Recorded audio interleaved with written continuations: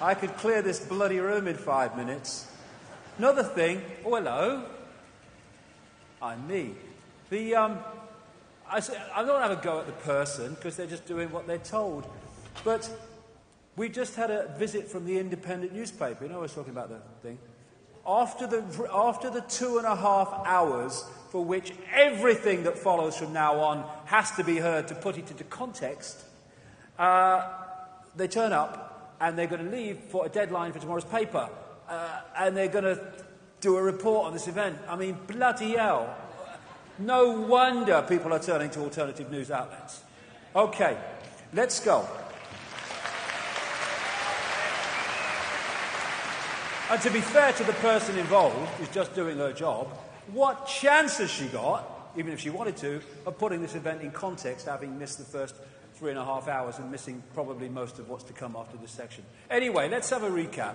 This is who we are. We are infinite awareness having an experience.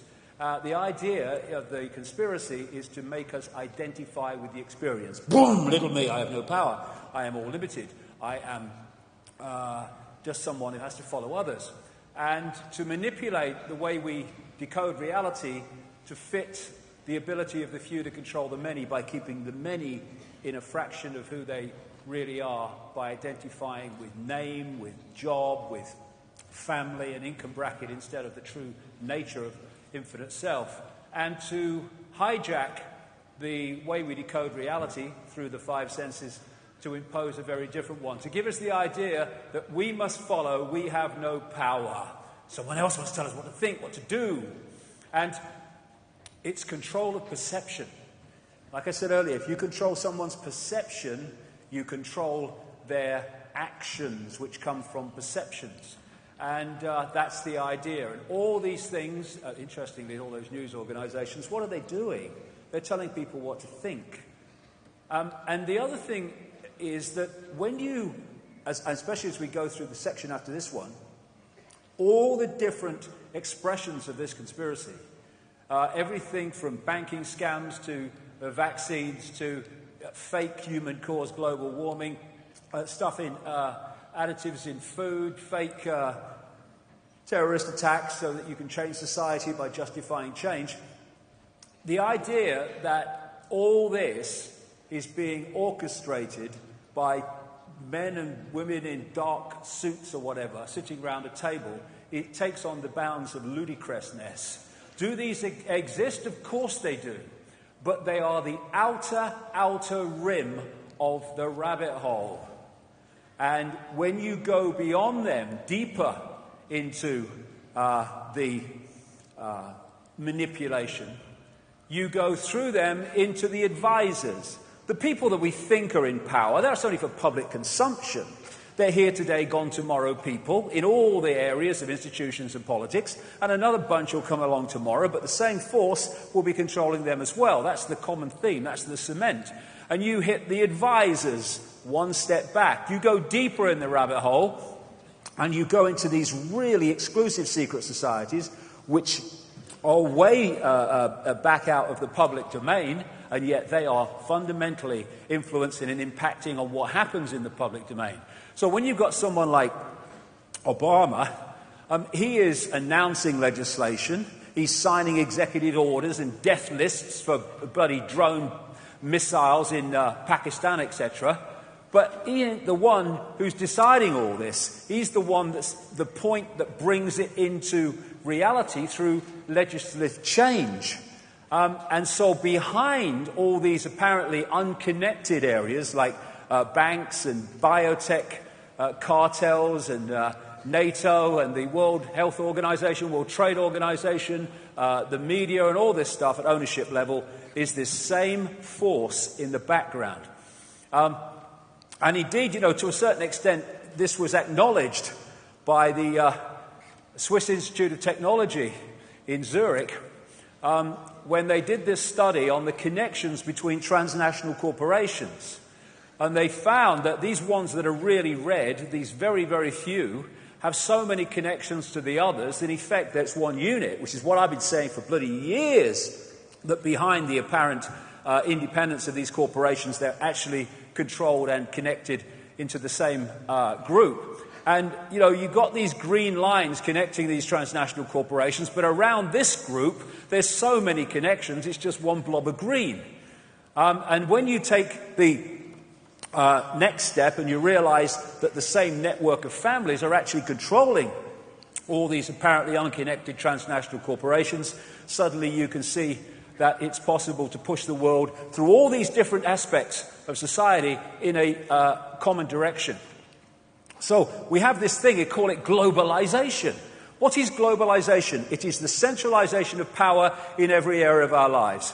When there's a few and you want to control the many, you have to centralize decision-making. The more diversity of decision-making there is, the more power obviously is diverted away from the center. The more you centralize, the fewer have control of more and more and more. So this is why we've seen this process of so-called globalization, which is what? It is centralizing power into fewer and fewer hands, so fewer and fewer people are having a bigger say and impact on more and more people. This is the idea. It's the only way you can do it. And like I think I said earlier, the more you centralize power, the more power you have at the center to centralize even quicker. That's why this process of centralization has got faster and faster. And as you can see, as we saw in the Olympics, the power of the corporations, the British public put in like 9 billion into the Olympics, and the corporations together put in about $1 billion, and yet they got everything. So much so that little people in their businesses or homes were being threatened with with the law if they just put some of the major symbols of the Olympics or words, in a display. I was on the Isle of Wight. I just went out of interest, took a few pictures when the flame came through. I want to see what happened. This little town on the Isle of Wight, East Cowes, you would never know the Olympic flame was coming through. There was nothing. Why? Because they were all terrified of being sued by the corporations and those in government representing the corporations that had hijacked the Olympics. So it doesn't matter who is the president or prime minister, because the same force is in control. What force is that? And if you look at these underground bases, they call them DUMBs, deep underground military bases, they're all over the world. The level of security clearance to go deep into these bases and know what's going on is way above anybody political leader. They haven't got a clue what's going on in here. So they get elected and they have he's a prime minister, he's got power, someone else has come in. And while all that's going on, someone's running these bloody things without the people in political power, apparent power, having a clue about it. If we find who is running these things, then we're getting very close to who's actually running the direction of human society. So behind it all is a force. The question is, what is it? So this is where we enter the twilight zone. But it's a twilight zone. Again, everything is a point of observation. A twilight zone to a mainstream journalist will be perfectly bloody logical to someone who's done 50 years or so, or 25 years, or how many years it is of research into something. This is an important point about perception. One of the greatest ways that humanity is controlled is by the suppression of the sense of the possible. Once you put a wall on the sense of the possible, gotcha! Because anything that comes in, say the lie, if the sense of the possible is not fluid but rigid, it will have no alternative to the lie. I'll give you an example. If the mind is so rigid about possibility that it cannot perceive the fact that you can mind manipulate someone to either go shooting people in a crazed shooting, or be in the wrong place at the wrong time to be blamed for it when someone else has actually done it, then when the government comes out, whatever it is, and gives you the version of Dunblane, or gives you a version of the Colorado shooting in the theater and the shooting in the Sikh temple in Wisconsin, then you have no alternative to the lie, because you can't perceive the possibility of anything else. But if you've got an open mind and an inquiring mind and a much wider sense of the possible, then you can look at the lie from another perspective and say, well, maybe this is what happened. So controlling the sense of the possible, because if you're doing things out here and you've got the sense of the possible here, then when people like me say, this is what's going on, that goes, you're bloody mad. That's not possible. That can't be going on. And the biggest problem is that, and it's not every one of them, by the way. I was talking to one the other day who was very kind of intelligent, involved in all this. But this, in general, is my experience after 25 years of the perception of the possible of a mainstream bloody journalist. And that's why people who speak the greater truth, and have done throughout the period of the media, have invariably been ridiculed and dismissed, because that cannot perceive that the possibility that it can be true. And control of history is also a massive part of this. George Orwell talked in 1984 about basically who controls the past controls the future, who controls the present controls the past, in the sense of, if you can give a fake version of how we got here, you are going to give people a big distorted fix on where they are. So history is a real target to distort, to give a distorted version of what's happening now. So let's go through history and let's go in the twilight zone, but from my perspective, perfectly logical from my research. Some time ago, probably a very long time ago, this reality, the part that we're experiencing, what we call the world, the earth, was hijacked. And it was hijacked through entities that operate outside of human sight. Now, as we talked in the first 2.5 hours, visible light, which is the only frequency range that humans can perceive in the conscious mind, is tiny. Anything that operates outside of that we can't see. But it can, if it's close enough in frequency terms, interact with this reality. And the world that is described in ancient accounts all over the world, it's a real common theme, that preceded this hijack, was in many ways similar to that portrayed in the Avatar movie. It was a world where human consciousness was much more expanded. It understood the connections between everything. It understood that at the energetic, electromagnetic level, that you could communicate with plants, you could communicate with animals, you could communicate with apparently inanimate objects, which are only inanimate on the holographic level to our perception. And there was this sense of oneness, this sense of connectiveness, this sense of understanding that we are just a point of attention within a greater whole. And it was a heart society, going on from what I said earlier. They rather interacted with reality from the heart center rather than the gut, which is where most people in our society today do. In other words, we were coming from this heart vortex area. Now, as I talked about, this is an access point through the illusion into the greater whole. And so when you're coming from a heart connection and a heart perception of society, it is dramatically different and creates a dramatically different society to the one we have now. But then came what I call the schism, a massive distortion in the information waveform construct of this reality. And as this distortion happened, there was a distortion in, as I talked about earlier again, the electromagnetic forces that hold the planets and planetary bodies in some kind of stable orbit, and a lot of these planets went walkabout. The solar system we see today is not how it was in the relatively recent past. This is a book called The Saturn Myth by a researcher called David Talbot. It's probably the best book on ancient symbolism that I've ever come across. It's absolutely first-class research. Came out some years ago now. And from his massive,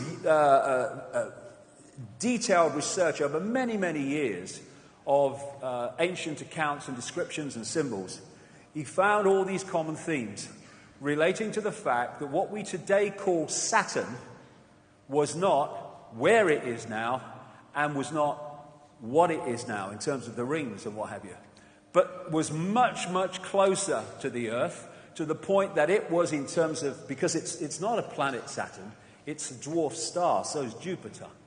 And it was the prime source of light as the solar system was before this great distortion, this great cataclysm.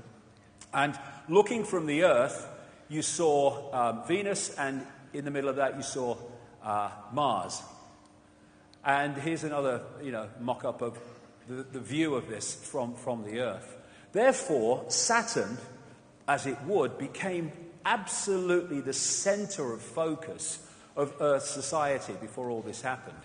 Now, people like Immanuel Velikovsky in the 50s and 60s, he was massively ridiculed for coming out with a series of books pointing out that, in his view and his research, there was massive cataclysmic events in the solar system, and the planets and planetary bodies aren't now where they once were not that long ago. Of course, he was ridiculed. Of course, he was dismissed. But he was a fantastic pioneer for not detailed truth in everything that he said. How can you do that when you're trying to uncover something that doesn't want to be uncovered? But it was a fantastic trailblazing theme that he had, which has been taken up by people like David Talbot and Wallace Thornhill. Wallace Thornhill is involved very, very strongly with the electric universe research that I talked about earlier. And he adds his physics and electronics background to David Talbot's ancient symbolism and accounts background. Saturn, which I say didn't look like that in those days, and Jupiter was certainly involved in these cataclysms. And the effect on the Earth is one of the great universal themes in every ancient culture. Of course, we have the classic coming through the Bible of the great flood and Noah and what have you, but that is just a rewrite of more ancient texts in Mesopotamia, and it's the same theme all over the world, of fantastic geological and cataclysmic events that basically brought the society that was there then to an end. That's Avatar society that I was talking about. And when you look at it, you look at some of the great earth upheavals that we've had. Things like the tsunami in Japan and great earthquakes. Now, they're devastating. I mean, the tsunami was unbelievable in Japan, and also the one earlier that was massively destructive. But at least there was the ability of people unaffected to come and help. When you have a global cataclysm like the one all these ancient accounts describe, then there ain't no one coming, because everyone's in the same situation. And if that happened today, very soon, first of all, what we call civilization will be over. Electricity, gone. Everything to do with electricity, gone. Oil, anything to do with it, gone. It would immediately become a primitive society from the perspective of today. And soon, the knowledge of the more advanced society that was destroyed would be lost, and it would only be passed over in myths and stuff like that. And of course, it has been. The endless stories about great continents, which people call Atlantis and Mu or Lemuria, in the Pacific and the Atlantic, crashing under the waves in this great cataclysm. And under the sea around the world are certainly some extraordinary buildings and cities that were once above the surface of the water. Now, as I mentioned in the first half, the base construct of this universe is waveform information. So any distortion at that level, and this is where the whole thing was created from, this massive cataclysmic event, will play through to the holographic as great distortions that we will see as great geological and weather events. And it was at this point that the solar system became eventually what it is now. And a lot of researchers into this area of the cataclysm look at the asteroid belt between Mars and Jupiter and say, well, their view, they may well be right, that that's the remnant of some planet or planets that operated in that area before the great cataclysm. So when it happened, the crazies moved in. this force that I'm talking about, that I say, and many of the ancient texts say, were behind the creation of this cataclysm. Not only that, because the mind also works in this waveform level, any distortion at that level will distort human perception, will distort the human mind. And we went from, when I say we, I mean humanity, went from a connected society, an open, aware, expanded consciousness society, into the one that eventually became the controlled society, and even more controlled society that we see today. And these entities were behind it. And the heart interaction also was a victim of this great cataclysmic happening. Because what happened, not least because of the distortion, but also because of the impact of these entities, we moved from being a heart-centered, heart perception society into the gut. I mean, today, when I say the gut, I mean the emotion. We interact with society today and events today through emotion overwhelmingly. More and more, what does your heart say has become, what does your gut tell you? And we're reacting. We're not thinking, we're not feeling, we're reacting emotionally. And that has massive benefits for the manipulating forces I'll come to. And so the more that we dropped into this gut-based, emotion-reacting society, the more we got pulled out of that heart coherence I talked about earlier, which brings the heart electromagnetic field into coherence with the brain and with the other systems to create this connection that takes you, as the Heart Math Institute in America found, into this higher level of consciousness. In other words, boom, it went the other way. And like I say, the Institute of Heart Math talks about when you go from the heart vortex, the heart electromagnetic field, you go out of the bounds of time and space, the illusion, into the greater understanding of self.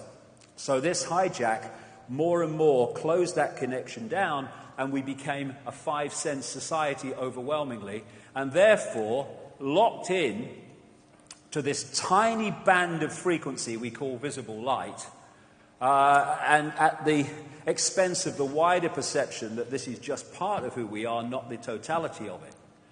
And more, the body-mind level got disconnected from the greater consciousness level, and once that happens, then we're in real trouble. We then start to see this as the only reality, instead of realizing that this is the totality and the infinity of what we are beyond this tiny band of frequencies we call the world. Now, these entities I'm talking about are talked about and mentioned in every ancient society under different names. And these are interesting to me.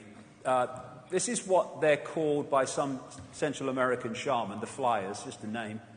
We have the demons in Christianity. We have the Acons, that is the name for these entities of the Gnostic belief and the Gnostic writings from like 2,000 years ago, around that period and later. And the Islamic jinn. Because the way all of these entities or phenomenon are described is precisely the same, in effect. They're different names for the same thing.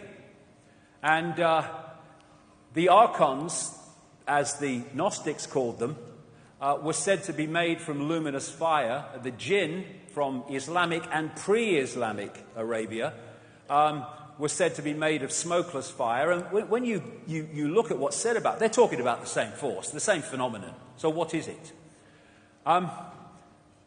The Gnostics are very interesting. Gnostic coming from a word meaning knowledge. Whenever Gnostic thinkers showed any sign of getting their point across and circulating their knowledge and their beliefs, they were slaughtered. I mean, that is just a constant. The Cathars that were slaughtered in southern France, ending up on the castle of Montségur in 1244, they were Gnostic thinkers. The people that ran the great library of Alexandria with its 500,000 scrolls of ancient knowledge which the Roman Church destroyed, They were Gnostic thinkers. And as a result of this, very little Gnostic writing has made it through what we call history. But then in 1945, a place called Nag Hammadi in Egypt, a sealed jar of Gnostic writings was found hidden. And from that has come a fantastically greater understanding of what the Gnostics were talking about. These were mystics. They went out into other levels of reality. In many ways, we call them shaman today, many of them. This is what they talk about in these writings. They talk about the Lord Archon, or what they call the Demiurge, and the Archons that serve the Demiurge and the Lord Archon, as they call him. And they relate this to the Judeo-Christian Yahweh Jehovah God. They also relate it, in effect, to what people call Satan or the devil as well. They say that these Archons created the physical universe that we see, but not the earth, the sun, or the moon. And it's interesting that those three bodies have tremendous connections geometrically and mathematically, which none of the other planets do. Anyway, Archon means prince, ruler, authorities, and it has the connotation also of being from the beginning, because the Gnostics said that actually from the beginning of this solar system that we see and experience, they have been here because they were actually the creators of it, apart from those bodies I'm talking about. They talk about the Demiurge being a fake god that created the physical material reality that we perceive. And they talk about these entities being inorganic, like cyborgs, like robotic. And these writings are about 1,600 years old, a bit more maybe, and yet they knew that in terms of the relationship between the Earth and the rest of the solar system, the Earth was alive and organic, and the rest of the solar system was basically not alive and inorganic. How did they know that? Because they were able to get out there and were very, very knowledgeable. And that's why they were attacked by that which didn't want that knowledge circulating. This, in effect, is very much the feeling of what they describe as an Archon world, because the Archons have no creativity as humans do, and therefore their world is stark and ugly and uniform. This is another wonderful symbolic picture of an Archon world, an Archon reality. And that's because these writings say they have no, I think the direct translation is no intentionality. I put it another way, no creative imagination. And the writings from best part of 2,000 years ago make it clear that they envy humans who have this creative imagination, the ability to create.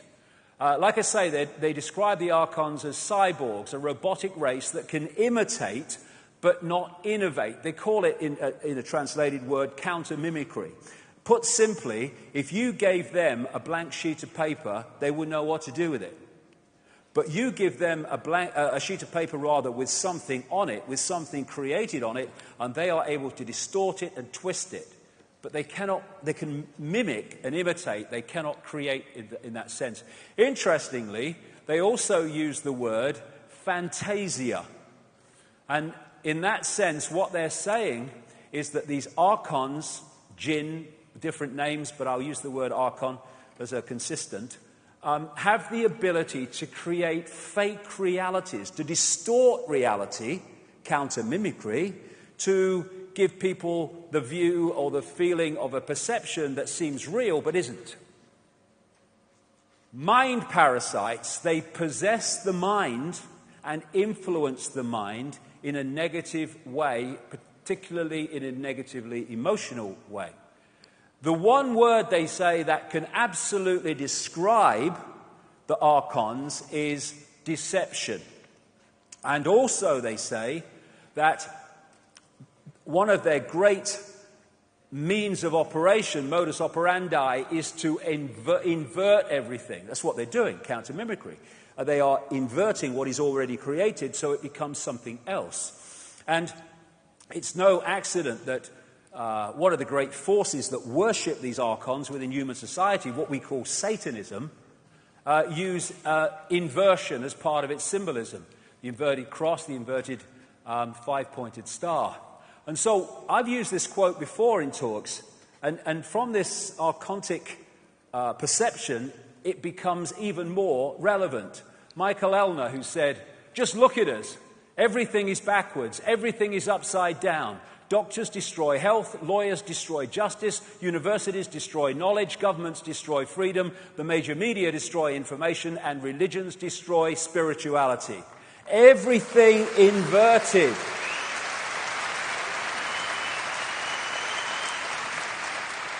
This is classic. Politicians, knowingly, some of them, most of them unknowingly, that are promoters and pushers of the archontic agenda, they are famous for bloody lying, inversion of truth. This is a quote from the English writer Noel Coward, who said, quite rightly, "It is discouraging to think how many people are shocked by honesty and how few by deceit. Such is the level of deceit in our society." One word to describe the archontic influence: deception. So this force I talked about earlier that operates behind the crazes in politics and banking and business and media ownership and all the other stuff is this archontic force, which takes many expressions, as I'll come to. And this is absolutely, massively significant. The Gnostics talk about something called hell in relation to these archontic manipulators, and hell means, in our translation, simulation of a virtual reality. A reality that appears real to the decoder, but is not actually real. It's a fake reality. And given what I've been talking about for a few years now, the Gnostic texts describe reptilian entities in relation to being an expression of this archontic force, and 1,600 bloody years ago, they described grey entities, and they describe them as being expressions of the archons, and they say these grey entities are like an unformed baby or a fetus with grey skin and dark, unmoving eyes. They were around thousands of years ago. We think they're a modern phenomenon. No, this manipulation has been going on for a fantastic amount of what we call time. So, what can we ridicule? What's the latest thing to ridicule Icke for? Well, right, let's get a list. They must be adding to it by now. He's been talking for a while at that Wembley place. But one of the things they ridicule me for is the idea that reptilian entities are behind this manipulation of human society. And people can deny their existence if they like. I do not give a shit. They exist. This is a Spanish artist called Robert Ilimos. I spoke in Barcelona, was it 2011, something like that? And he was introduced to me because he'd had an experience which he, thought I might be able to explain. He was into none of this stuff, never heard of me, never heard of reptilians or anything. But he had a partner who was Brazilian. So he was in Brazil in 2009, I think it was. Yes, 2009. And he's out on his own, painting the landscape in his own unique kind of way. He's got his easel and stuff, and he's on his own, and he's painting away in this landscape. And he said, then this came down in front of him. Bit of a surprise, I suppose. And he said it was completely closed up apart from this window, and there were two entities in the window. And he said this thing came down and just stayed there for ages. He said, I don't know if I was taken aboard. He said, I have no recollection of it. And of course, he's got his bloody easel in front of him. He starts painting it, this chap. And what he saw at the window were these reptilian-type entities just staring at him, looking at him. And these entities exist. I mean, what he has painted is also described, and indeed painted, by other people all over the world who've had the same basic experience of these entities. And I had to bloody smile that this year, the Daily Mail has been taking the piss out of me over this for ages, like all the other buggers, and they run a perfectly straight story Headlined, "Welcome to our new lizard overlord. Studies suggest alien worlds could be full of super intelligent dinosaurs." But because it's a scientist saying it, it must be bloody true. That Icke, he left school at 15, he can't be right. Oh, bloody hell. Now, what is also interesting about these Gnostic writings is that they clearly were in many ways a blueprint for what became a lot of the biblical writings, but they were distorted. A lot of things were removed that were in the Gnostic writings. And one of the things in these texts says, "The Lord Archon," demiurge as they call it, "come, let us create a man according to our image of God and according to our likeness, that his image may become a light for us." And of course that became a similarly biblical story, but distorted. Even the History Channel has had a series, Ancient Aliens, the series, and one of those programs in that series was about all the ancient descriptions of interbreeding between humans and non-humans to create hybrid bloodlines. And when we talk about interbreeding, because of what we talked about earlier, the nature of reality, it doesn't mean some entity has to have sex with some human, nor does it even mean, it may do, but it doesn't even mean that there has to be some kind of genetic manipulation. There probably was, there doesn't have to be, because if you can change the information blueprint at this level, then it comes through to the holographic level as a completely genetically different entity. It's just an information change. So all these things are possible. But certainly they all over the ancient world, this is the most famous one, but all over the ancient world, there are descriptions of interbreeding between non-human entities and humans, creating hybrid bloodlines. This is Genesis. There were giants in the earth in those days, and also after that, when the sons of God came in unto the daughters of men, and they bare children to them. The same became mighty men which were of old, men of renown. And this is called the genetic disk. It was found in Colombia. It is estimated to be at least 6,000 years old. And on it are depicted human sperm, human female eggs, the birth process, the whole shebang. Fetuses. They knew that far back about all this stuff. Because in ancient society, there were high levels of awareness, not least because of these entities, but also in the pre-cataclysmic societies. And that got lost when the cataclysms brought an end to that, and people went back to basically a primitive society would actually build up again. And, of course, when you talk about the so-called fall of man, it's all connected to this, the fall into a lower state of consciousness, I would suggest, then reptilian snakes seem to be involved in that. And what is also described is the genetic manipulation of the human form. Again, some people have kind of decoded this or expressed this as these entities created humans. Bollocks. No, what they did was change what already existed. It's absolutely in line with what the Gnostics talk about in terms of this archontic force. They changed what already existed. And they manipulated human genetics so we interacted with reality in a completely different way and became much more suppressed in terms of our ability to perceive reality. We no longer were the connected people of before, and we got put in these bubbles of sense of reality, which has held us in servitude ever since.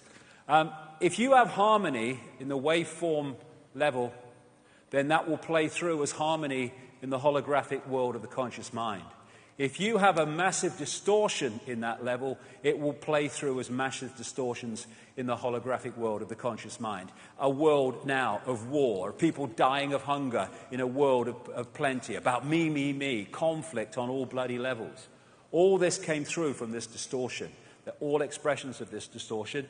And it allowed these entities from just outside of human perception, in frequency terms, to manipulate this reality that we experience as the world.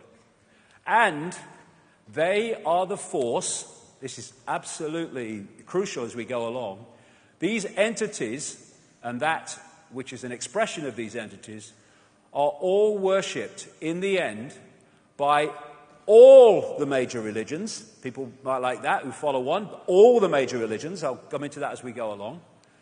The secret societies, which are compartmentalized, they, at the highest inner core level, know that what these secret societies are worshipping are these entities. And Satanism, in its own enclosed secrecy, openly worships these entities and sacrifices people to these entities. This is what sacrifice to the gods is all about in the ancient world. This. And behind the institutions of banking and politics, media, religion, and all of it, are these entities through particular bloodlines that I will talk about in a second, which in the end all come back to the same force. Now, you've got to see a lot of these, because if something is a force operating through all these different areas of society, ancient and modern, then the same themes are going to come through all those different things. And they do, as I'll show very clearly as we go through in this section. Common themes, here's one: worship of the reptile.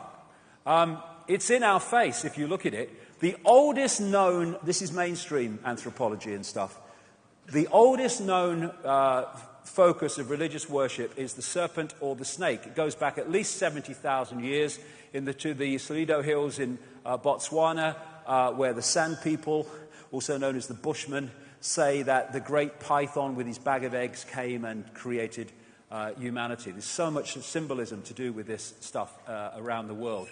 And this is a man called the Reverend Bathurst Dean. Obviously, he was a Christian, and he wrote a book called Worship of the Serpent, came out in 1933, and basically he did a study of worship of the serpent all over the world, and why and where it went. And this was his conclusion. It appears then that no nations were so geographically remote or so religiously discordant, but that one and only one superstitious characteristic was common to all, that the most civilized and the most barbarous bowed down with the same devotion to the same engrossing deity, and that this deity either was or was represented by the same sacred serpent. It appears also that in most, if not all, the civilized countries where the serpent was worshipped, some fable or tradition which involved his history directly or indirectly alluded to the fall of man in paradise in which the serpent was concerned. What follows then, but that the most ancient account respecting the cause and nature of this seduction must be the one from which all the rest are derived, which represent the victorious serpent, victorious over man in a state of innocence and subduing his soul in a state of sin, as he would say as a Christian, into his most abject veneration and adoration of himself. And you find reptilian entities depicted all around the world, like these are found in graves of the Ubaid people, which preceded Sumer in what is now Iraq, Mesopotamia. The Egyptians used to depict their pharaohs in the way of the cobra, with the cobra hood, the cobra belly, the cobra coming out of the third eye. The Druids used to worship a serpent god called Hu, which if you play it through, Hu-Man, it makes sense, symbolically at least. In Asia, they had the Nagas, who were said to be a people who could take either human or reptilian form. You had Kukulkan, who was the serpent-focused god of the Mayan people in Central America. Of course, you've got the dragon all over Asia. You've got folk tales galore about dragons and flying dragons. And you've got the folklore and the fairy tales of princes turning from frogs into princes and stuff like that. And this, ladies and gentlemen, is the Paul VI audience hall in the bloody Vatican. There's old Ben. What the bloody hell is that, right? It's supposed to be... It's called the resurrection. It's supposed to be Jesus being resurrected. Bloody changed since I last saw a picture. Not that they know what he looked like anyway. It didn't exist, but there you go. But so here then you have the way that the ancients in Mesopotamia and Babylon and such like, they represented the serpent, not the fish gods rather, with the scales, fish god worship. And the priests of the fish god cult, like the Dagon fish god, etc., they used to wear hats like this that looked like a fish head. And I'm saying, as I've said in my books over the years, these ancient religions came through is the Roman Church and Christianity and other things. They're just the same ancient religions using different names to hide the fact that they're the same ancient religions. So there's the fish god cult of Babylon, and there's the Roman Church. Old Ben. And there's the Archbishop of Canterbury with his fish hat. You know, marrying the royal couple. It's just the same thing coming through the ages. They hide it. I'll have a pound of cod, please, Pope. And some chips. There you go. There's your chips. It'll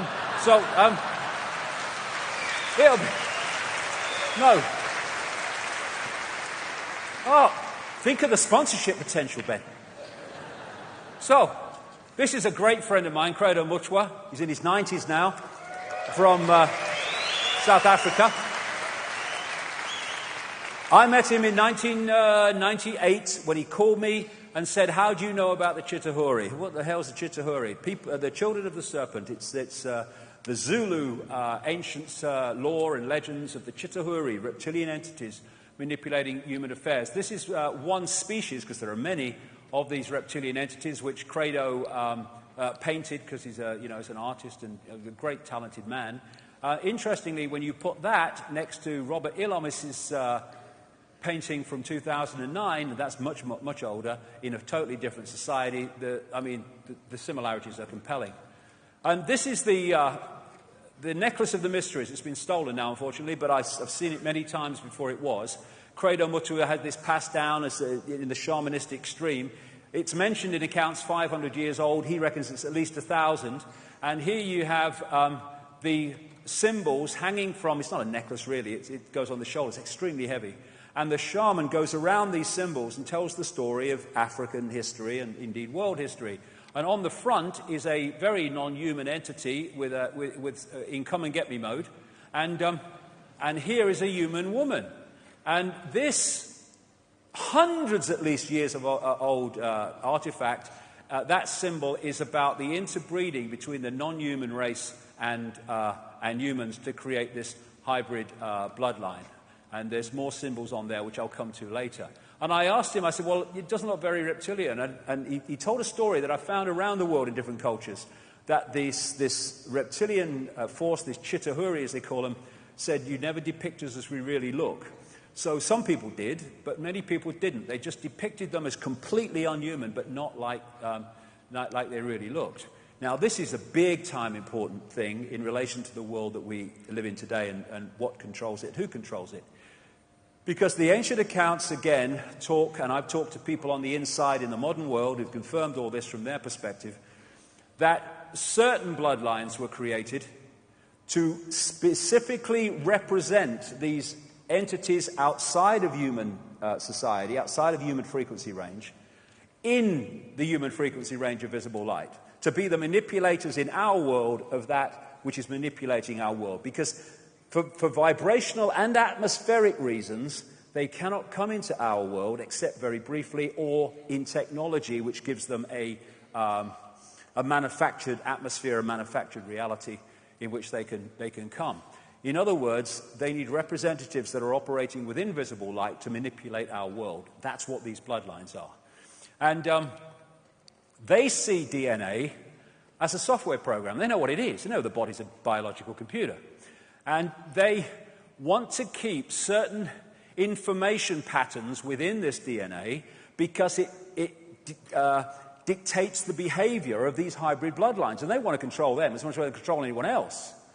And so to keep this bloodline pure, in other words, to keep the software program intact, these bloodlines, through the ages, known as royal bloodlines, aristocratic bloodlines, have interbred incessantly with each other. Because if they bred outside of this particular hybrid software, it would quickly become diluted and no longer have the information patterns that dictate their behavior, which I'll come to. In fact, I'll come to it now. One of the great traits of these bloodlines is that they have deleted from them the ability for empathy. Empathy is the fail-safe mechanism of human society, or any society. if we have empathy with the consequences for others of our actions, that fundamentally dictates our actions and suppresses the extreme nature of our actions. If you have no ability to empathize with the consequences for others of your actions, there are now no limits. There is nothing you wouldn't do because there is no emotional consequence of doing it. Indeed, you can get off on it, as some of these do. And these, in the modern world, are what those bloodlines look like today. They've come through history, and now they're the ones in the positions of power in banking, business, media ownership, politics, corporate, massive corporate giants around the world in big biotech, big pharma, big food, and all the rest of it. And they are the representatives within visible light of these archontic, I will call them because they take various forms, entities. And they are shapeshifters, or the most extreme of them can be. Not all of them that were on that picture, but the more extreme of them can be. And people say, that Icke is another one on the list. He says people can shapeshift. That's ridiculous. Well, if you're coming from your perspective of reality, that everything is solid, that is bloody ridiculous. But as I talked about in part one, this is not a solid world. It's a holographic world. The solidity is illusory, as quantum physics will confirm. And the shift in shape is not a physical solidity shift. It is a shift in the information waveform information field. So, if there's a shift in the information field at the waveform level, then it will be decoded through the genetic brain decoding system through to a holographic shift. In other words, the shift takes place in the observer's decoding system. 1 minute the person is looking human because that is decoding the human field. Then there's a shift in that field, and another field which is not human will become the dominant one. That decoding system is now decoding the second field. To the observer, there has been a physical shift from human to non-human and back again, but what there's actually been is a shift in the information fields the observer is decoding. And thus, we see people, he's not there by accident either, we see these people here with invisible light, and they look human. But if you could see beyond it, deeper into the energy field, you would see something that's anything but human. And these Gnostic writings found at Nag Hammadi talk about the fact that one of the great ways that these archontic entities manipulate human society and human perception is by being mind parasites, by what we call possessing or influencing the human mind to think, perceive, and act in certain negative ways. So, one of the key reasons that these particular bloodlines were created was because if you have genetic compatibility here in the holographic realm, then when you go back to the base construct, the vibrational realm, you have vibrational compatibility, or much greater, and therefore the ability to possess that body-mind and influence it and dictate its perceptions and behavior becomes much more powerful than the general run of the human population, which that genetic compatibility is not as close.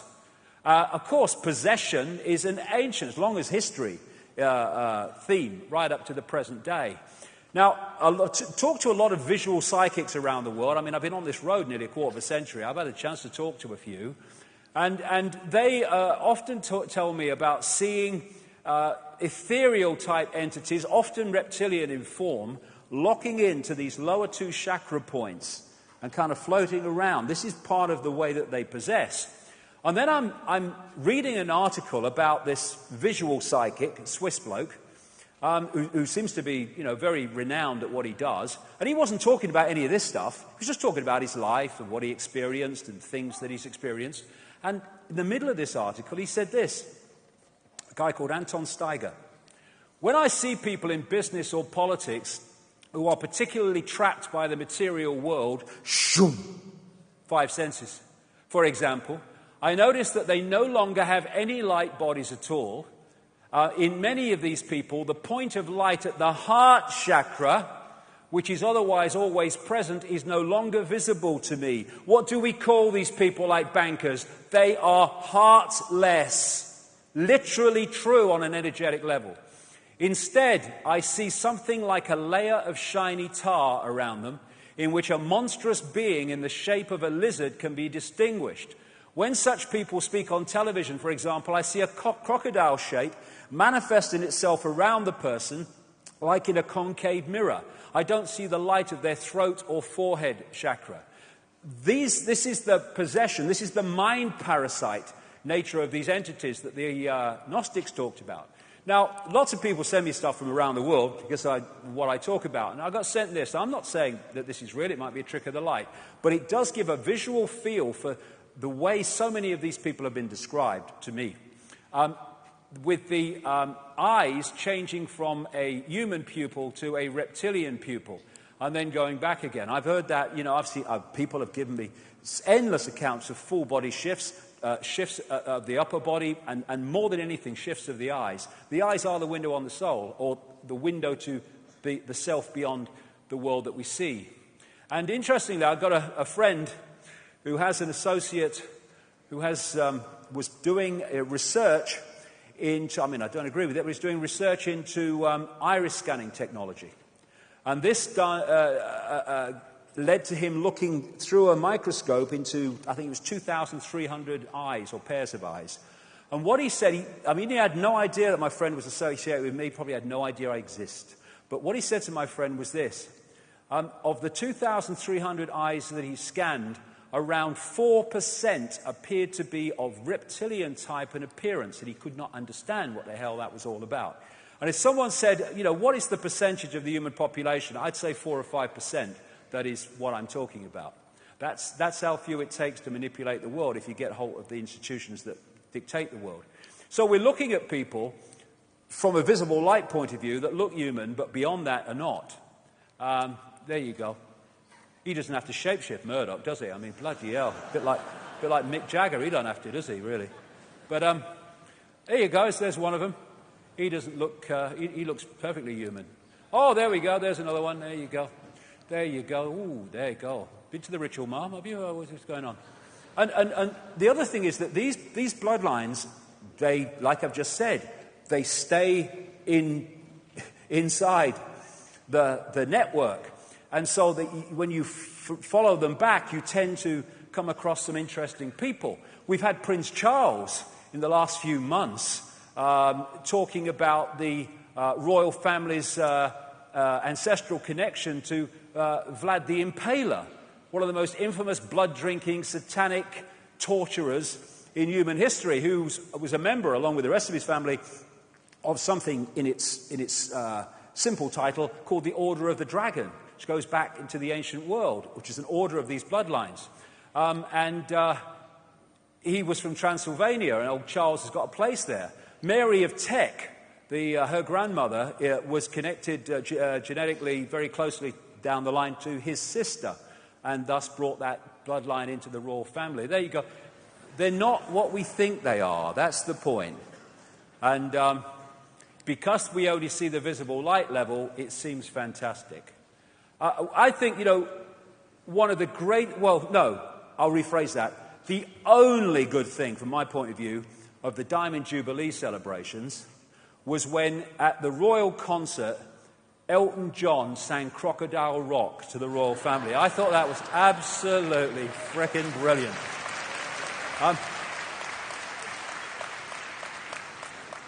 And like I say, these bloodlines have no empathy, therefore they have no limits. Pepper bombing cities full of civilians, couldn't give a damn. Starving people to death, putting mercenaries into countries to cause mayhem, as in countries in the Middle and Near East and North Africa, not a problem. What a laugh. No empathy. Another thing is that a lot of people don't realize that one of the fundamentally important influences of human perception and behavior is called the R complex by scientists, or the reptilian brain. And the reptilian brain, when not balanced by other parts of the brain, gives us cold-blooded behavior and territoriality, a desire to control, an obsession with ritualistic behavior. These are so ritualistic, these bloodlines. Everything is ritual to them. and hierarchical structures of power. Aggression, might is right, winner takes all. I've just described human society as dictated by the crazies. And all this stuff in the royal family, all this royal protocol, all this ritual is all reptilian brain. And if you have a greater infusion of reptilian genetics, you're going to have a greater extreme of reptilian characteristic traits. I mean, did you see that after the royal wedding, when Madam issues another list to update who should bow and curtsy to bloody who? I mean, what a joke. Last I looked, it was the 21st century. Where are we? What's going on? If he falls anymore, he'll fall over. And we call them the British royal family. No, they're not. They're the German, Danish, Greek, Russian, anything else involved royal family. Same with all the others around bloody Europe. The same bloody family. And, oh no, they're only symbolic now and for ceremonial purposes. Bollocks. She talks about my government. Why? Because that is what it is. She talks about my parliament. It's my military, my MI5, my MI6, my courts, my church. All the people in those organisations, including the representatives of the people, have to say a pledge of allegiance, an oath of allegiance to her, not the people. It's a bloody joke. And this idea that it's symbolic, rubbish. I mean, when you meet the Prime Minister, whoever it is, are you supposed to bow or curtsy? No, but he is to her. Where's the power here? I mean, what a joke. Look at him. I mean, do you know, I feel sad really, because these people, they go off to wars and, put themselves in bloody danger. I don't agree they should, because they put other people in bloody danger at all as well, called children and people. But, I mean, oh my God, beam me up, Scotty, it's mad down here, get me out, I've had enough.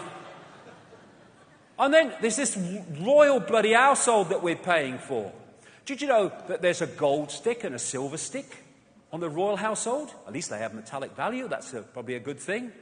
There's a groom of the stole, there's a field officer in brigade waiting. He's always walking up and down, looking pissed off, looking at his watch.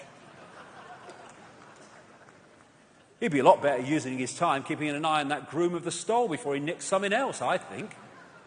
And then they've got a clerk of the closet. And even worse, they've got a deputy clerk of the closet. What do? Pull the chain? Is it the royal flush? What are they doing? Hello, mate, what do you do? Oh, I'm a deputy clerk of the closet. No, don't piss about. What do you do? Then they used to have a removing wardrobe. At least they got rid of him. Removing wardrobe. What do? I remove wardrobes, yeah. Do you ever bring them back? Oh, no, bring back wardrobe does that. I mean, oh, bloody hell. We're paying for this. The British royal family, proof that God has a sense of humour. That's my view, anyway. Now, what is the dynamic here with these bloodlines? Well, like I said, they operate with invisible light on behalf of entities that operate outside of visible light. And if you take the analogy of the scientist standing outside the tank, working inside the tank through the gloves with material that's too dangerous to work with, you take the tank to be our reality, the scientists to be these entities, and the gloves to be these bloodlines that allow them to manipulate within this reality. That's the basic dynamic of why they exist and what they're doing. This is Neil Haig's depiction here of the theme. And thus, these entities have their own agenda. And it's not the human agenda for what's best for humans. It's what's best for the agenda of control of humans. And if you take the Trojan horse analogy and you put that on, then you've pretty much got what it is. It's infiltration of human society while appearing not to be infiltrating because everyone looks human, but only with invisible light. Now, here's the journey of these bloodlines.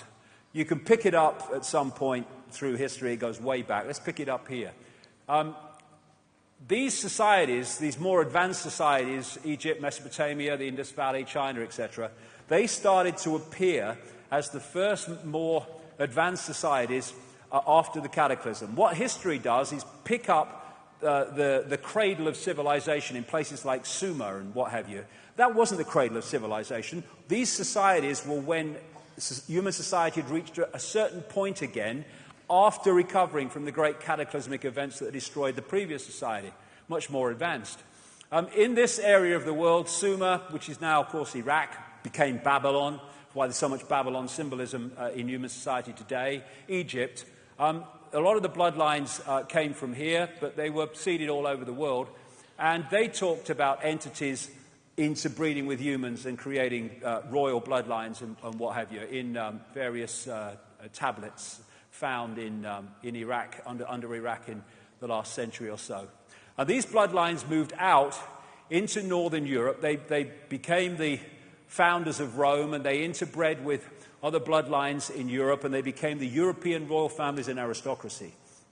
And eventually, through the great British Empire, the French Empire, great only in size, by the way, in my view, and other European empires, they sent these bloodlines all over the world in the great colonial frenzy of taking the planet over. But there's two types of control. One has a finite life, one has an infinite life until it's exposed. The one that has a finite life is when you, like fascism, communism, apartheid, that which is subject to the control can see the controllers. Because eventually, it might take some time, there will be a rebellion against that. The greatest form of control is control you can't see, where they give you a vote every 4 or 5 years, and yet behind the scenes, the same people are in power behind the scenes all the time, no matter who's officially in power in politics. And that's what they did in the colonial system.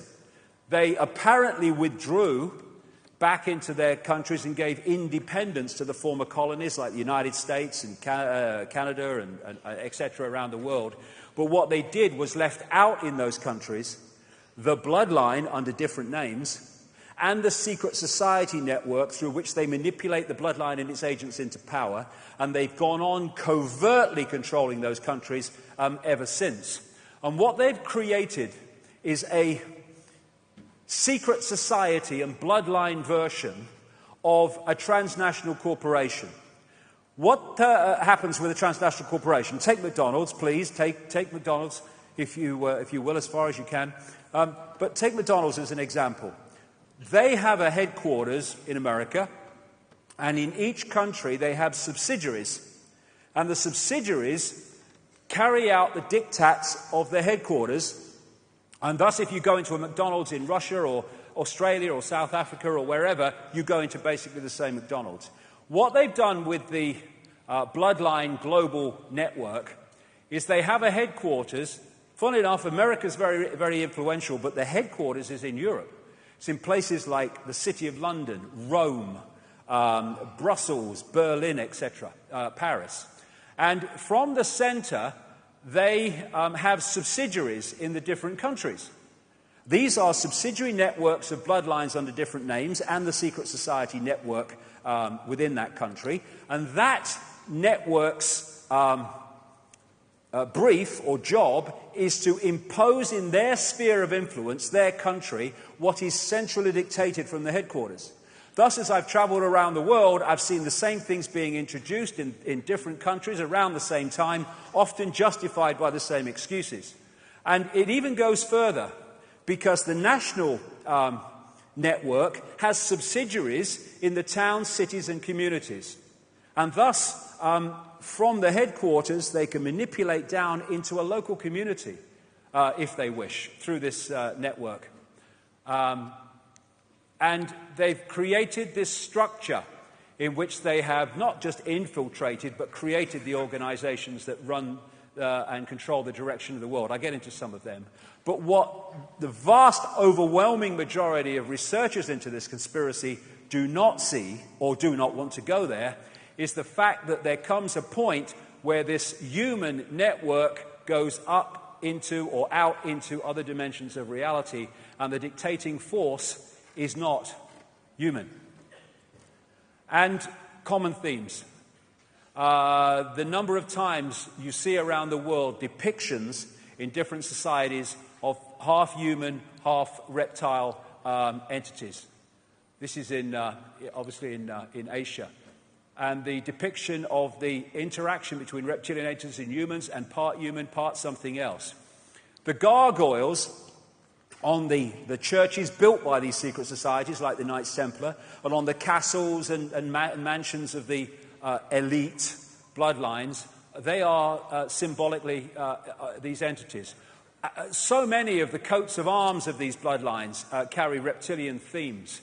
The whole logo of the City of London, or Babylondon as I call it, because it's one of the great central focuses of control, not only through finance either, is a reptilian, holding the red cross and the white background of the Knights Templar, one of the major secret societies in this network.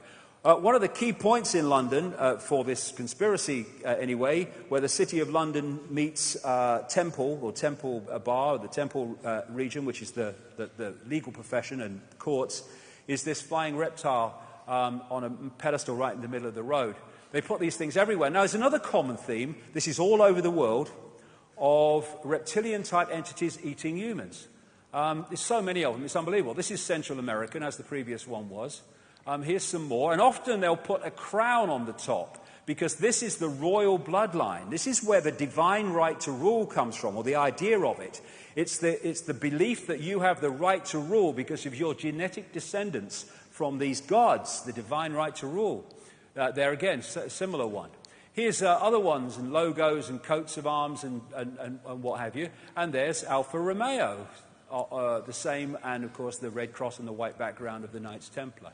You see this reptilian theme coming up a lot in entertainment, because these bloodlines and their networks control Hollywood, and they control the entertainment industry in general. This is an advert, a Nike advert, where this American footballer was depicted as reptilian, and the theme of it was, because of that, he was better than anybody else.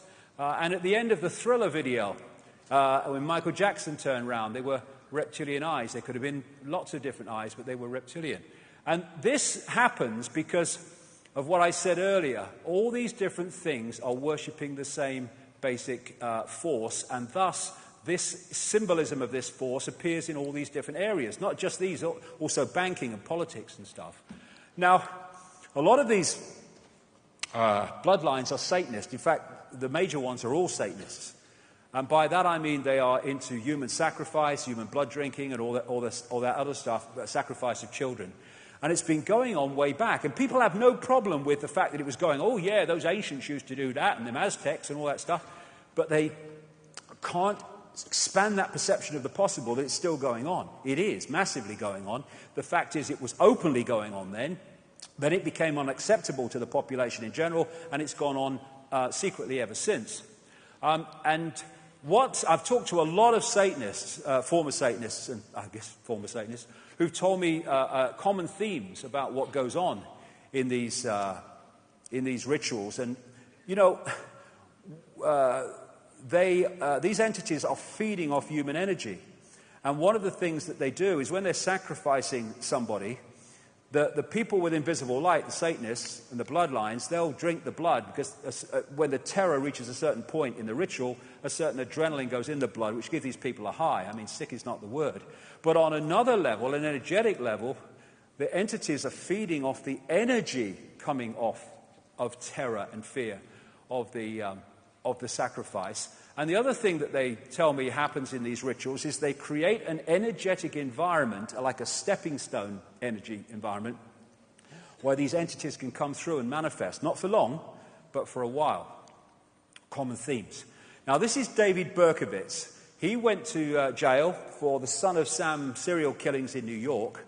And after he was jailed, he said, he corresponded with a Christian minister, and he said, I did it, but I did it as part of a satanic coven, a satanic cult that arranged it all for me, and I was just the guy who did it.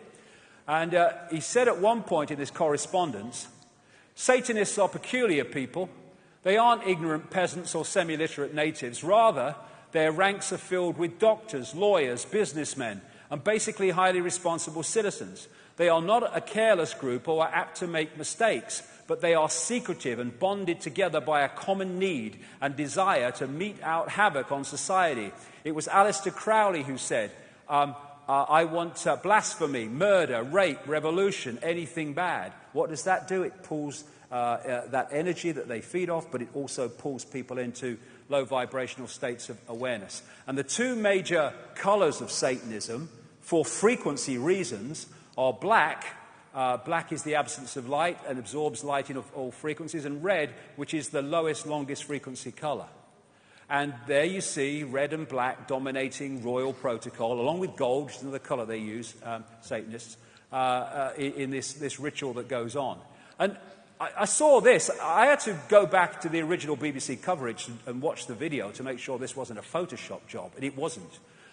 This is at the royal wedding with William, and there's a satanic symbol on the back of this bloody clergyman meeting the Queen, a reverse pentagram. I mean, it's bloody ridiculous, but it's not when you realize that the religions are just public expressions of a much deeper and more horrific inner core.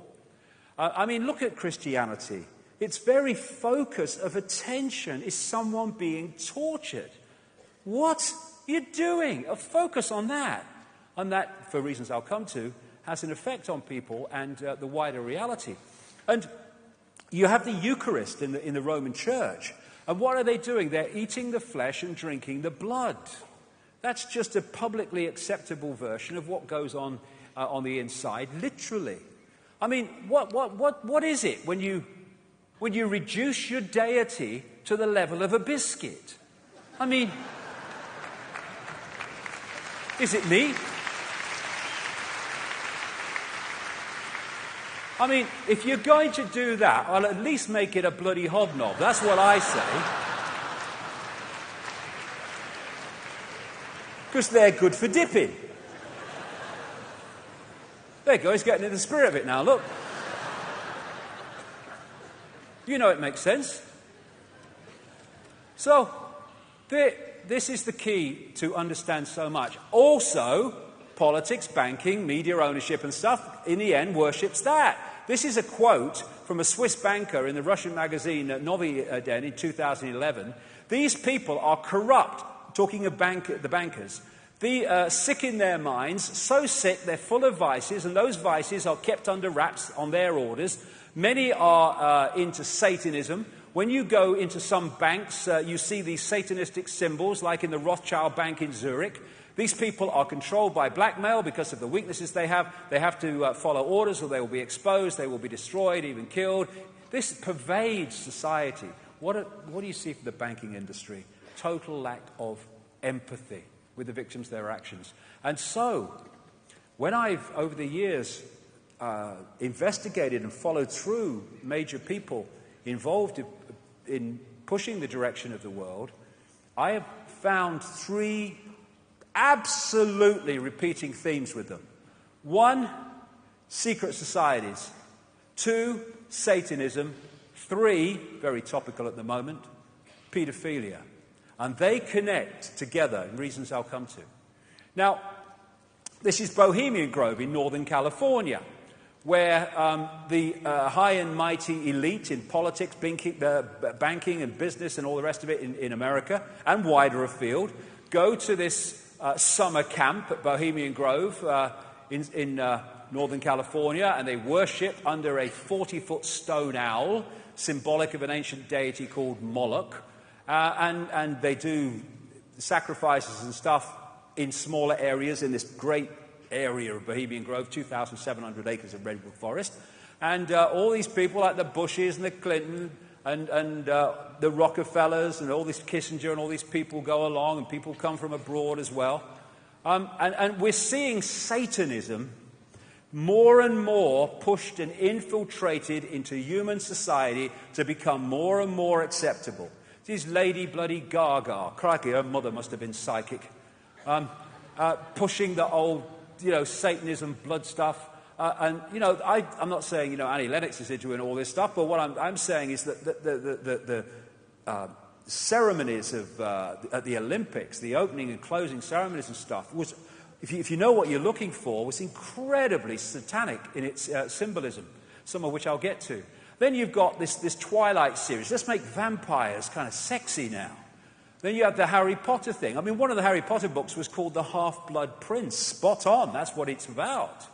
And Slytherin House and all this stuff. And all this esoteric occult stuff going into the young mind on a massive level. This is all done on purpose. And what are we coming up to it now? Halloween, when I was a kid, just passed you by. Now it's this great festival where they're bringing kids into it. Oh, it's Halloween, trick and treat, all that stuff. And they're making it a kind of mini bloody Christmas. And it's pulling people in. If people only realised that at this time, particularly, and at Beltane across May the 1st, staggering numbers of children on this planet are being sacrificed by these people and others around the world. That's the real meaning of Halloween and Beltane, not trick or treat.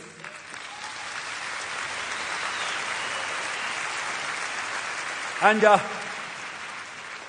this whole energy stuff very much connects into Satanism. Because, as I mentioned, these entities outside of human sight, they feed off human energy. It's one of their power sources. But it's a particular human energy. It's a very simple frequency physics situation. If you are within a certain frequency band yourself, you are only going to absorb energy within that frequency band. Anything outside that frequency band is going to go through you like radio stations go through radio stations. Thus, you need to generate energy within a frequency band that you can absorb. What is the frequency band, in human terms, of these entities? Low vibrational human emotion around the basic state of fear. And so they're generating human fear, anxiety, frustration, anger, hatred, all of it, because it's generating the energy that they absorb, their life force in so many ways. In the Matrix, they had the machines symbolically feeding off human energy. That's what these entities do.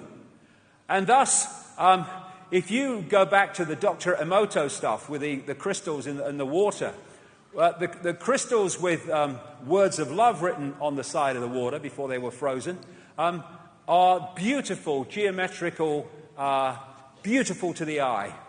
That energy is unabsorbable by these entities. It's on a frequency they simply cannot sync with because of their state of being. This is what they want. They want this energy.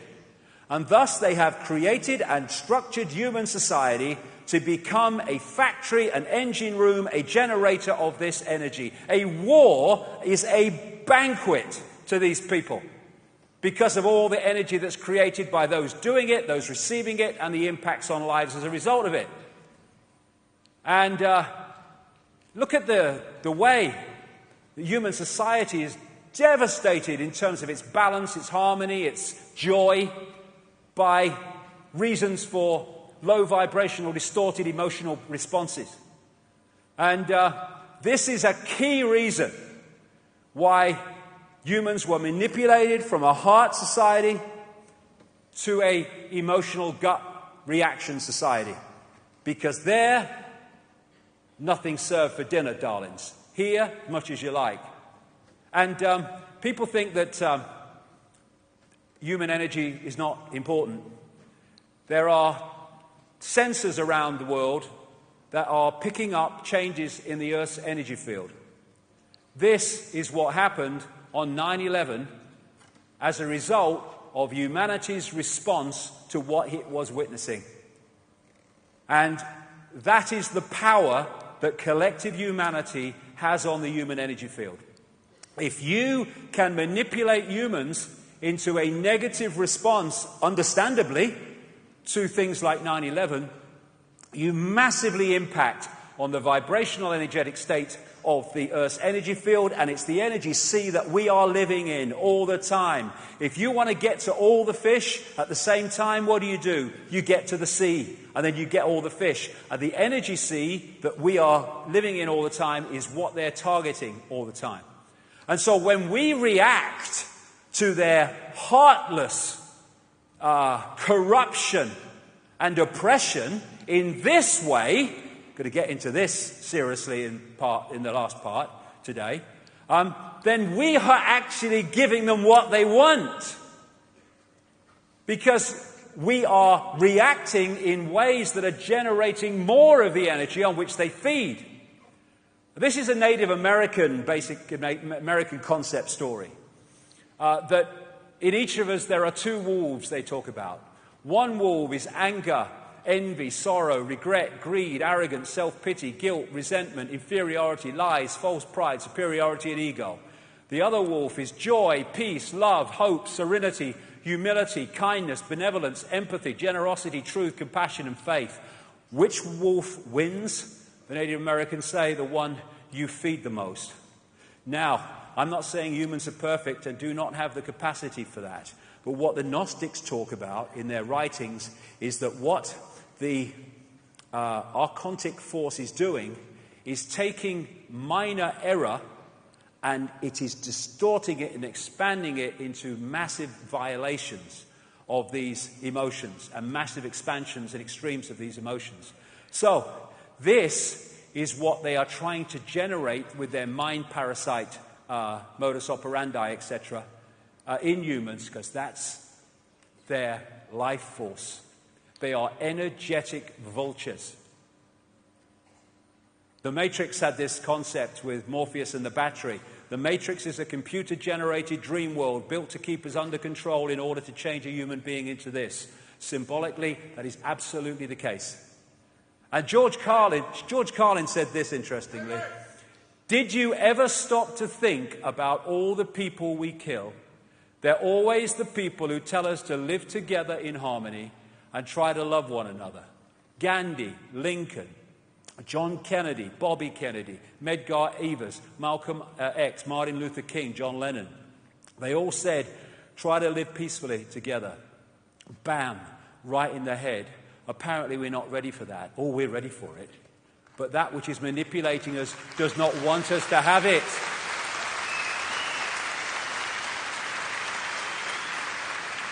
There was an Australian document came to light a few years ago. I printed it in full in a book called Human Race, Get Off Your Knees, which appears to come from quite a high-level Australian Satanist who wrote this before he died. And it was not a confession so much as this is what's going on, this is how it is. And he talked about many things, but he also talked about the fact that what Satanism does is it constantly targets the Earth's energy field at specific points to repeatedly do rituals there which lower the vibration of the Earth's energy field. Again, the sea that we're interacting with to push us down into the same low vibrational state. This is what he said in the document. Most people do not realize that Satanism is a ritually based practice and that this repetition has, over time, left strong impressions upon the morphic field, the energy field, the sea that I talk about. Now, this is massively, massively important. It's going to take us into some really weird and wonderful places. The language of symbolism.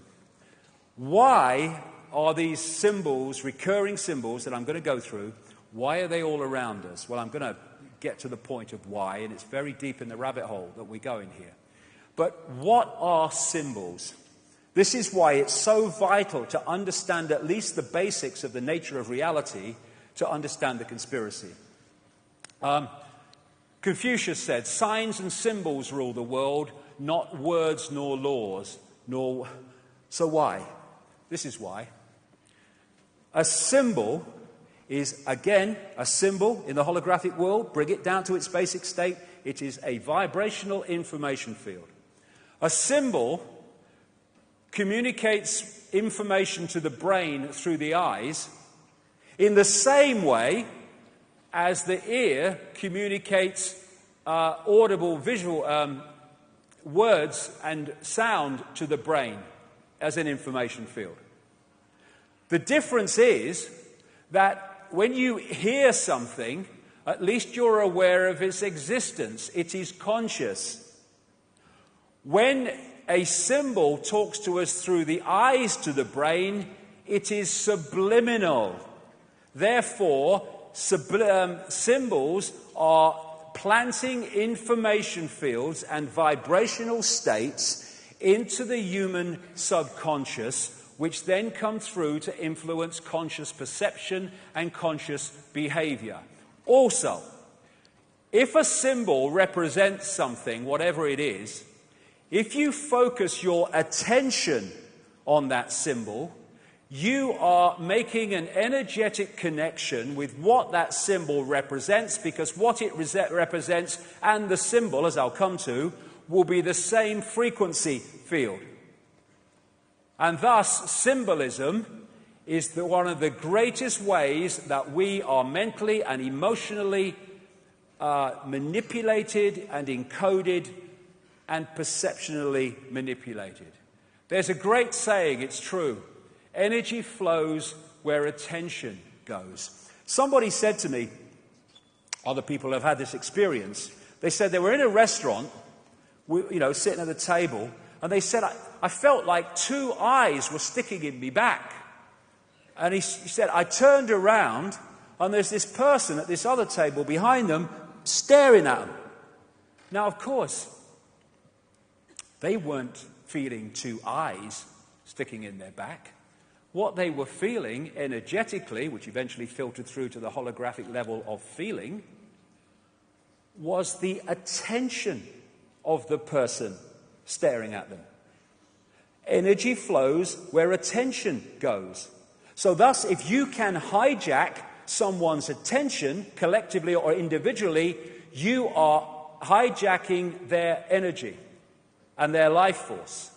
Energy flows where attention goes. Now, in the Olympics, I heard British athlete after British athlete during the London Olympics that was successful, saying that they got this amazing energetic surge from the crowd. This is why people doing sport among their own supporters have a great advantage, because as these athletes were competing in the London Games, overwhelmingly watched by British people, the focus of attention, willing them to win, was making an energetic connection to these people and thus energizing them. Energy flows where attention goes, but it goes the other way. And if you get a crowd of people focusing on symbols of the conspiracy and symbols representing these entities without us knowing, then that crowd, whether it's the Queen or whatever, are making an energetic attention connection to those entities. Thus, their energy can be trawled. A crowd can have fantastic energy. You go to a football match, with a great excitement. What do people say? Honestly, mate, the hairs on the back of my neck stood up. It was amazing. What was that? Electromagnetic energy generated by the crowd. That's what these people absorb. Same with the Vatican, with these great crowds which focus on the bloody Pope and the ritual and the symbols. Same with the symbol-infested bloody entertainment industry these days, of people like Madonna. And when you get people like focusing on a religious symbol, look at the bloody energy that would create and be able to be trawled. And when you get and focus like 5 days a week, I'm not having to go at one religion. I mean, they're all the same to me, and I respect people's right to believe what they want to believe, but I have my right to believe what I want to believe as well. That's the deal. And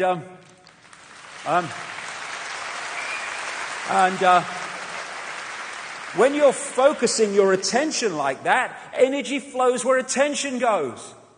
And thus, you have these secret societies that are also involved in energy trawling. And that brings me to this, which also goes into this, for reasons I'll come to. That Satanist in Australia talked about the abuse of children and what have you. And what is happening, and the reason for it, is that these entities operating outside of human sight, we'll call them archontic, they feed off human energy, yes, but there's a particular energy they want more than anything else, and that's the energy of children before puberty. We see puberty here as a hormonal change. You go back to the base construct, and it is a vibrational change which holographically expresses itself as hormonal change. These entities want that energy before the energy change happens. Therefore, they want the energy of prepubescent children. And how do they get it? They, through genetic reasons, because there's a lot of genetic paedophilia, but also through energy, what am I saying sorry to you? You exist. You're part of all that exists. Of course I'll say sorry to you. Sorry, mate. You're all right. I'm sure you'll see things from another angle eventually. But anyway, what I was saying, yes, they also energetically stimulate the desire for sex with children. Because what they're doing with the paedophilia is they're using the paedophile as the conduit to draw off the life force of the child. And that's why you find, as my research has shown over the years, a far higher ratio of paedophilia to these so-called elite levels in Satanism than you find in the general population. This is what a Central American shaman called Don Juan Matus said in a book by Carlos Castaneda some years ago. Sorcerers see infant human beings as strange luminous balls of energy, covered from the top to the bottom with a glowing coat, something like a coat of plastic adjusted tightly around a cocoon of energy. The glowing coat of awareness is what the predators consume, and when a human reached adulthood, all that is left in that fringe of awareness is a narrow fringe that goes from the ground to the top of the toes. That fringe permits mankind to keep on living, but only barely. So like I say, they're using the paedophile as the conduit to draw off the child's life force. That's what paedophilia is about, and that's why it's so prevalent, and that's why it's so incredibly prevalent in the institutional bloodline levels of society. And this Australian Satanist said, politicians, massive Satanism in politics around the world, politicians are introduced by a carefully graded set of criteria and situations that enable them to accept that their victims will be our little secret. Young children sexually abused, molested rather, and physically abused by politicians worldwide are quickly used as sacrifices. In Australia, the bodies are hardly ever discovered, for Australia is still a wilderness. In the other parts of the world, they control the crematoria and the great burial grounds around the world as well.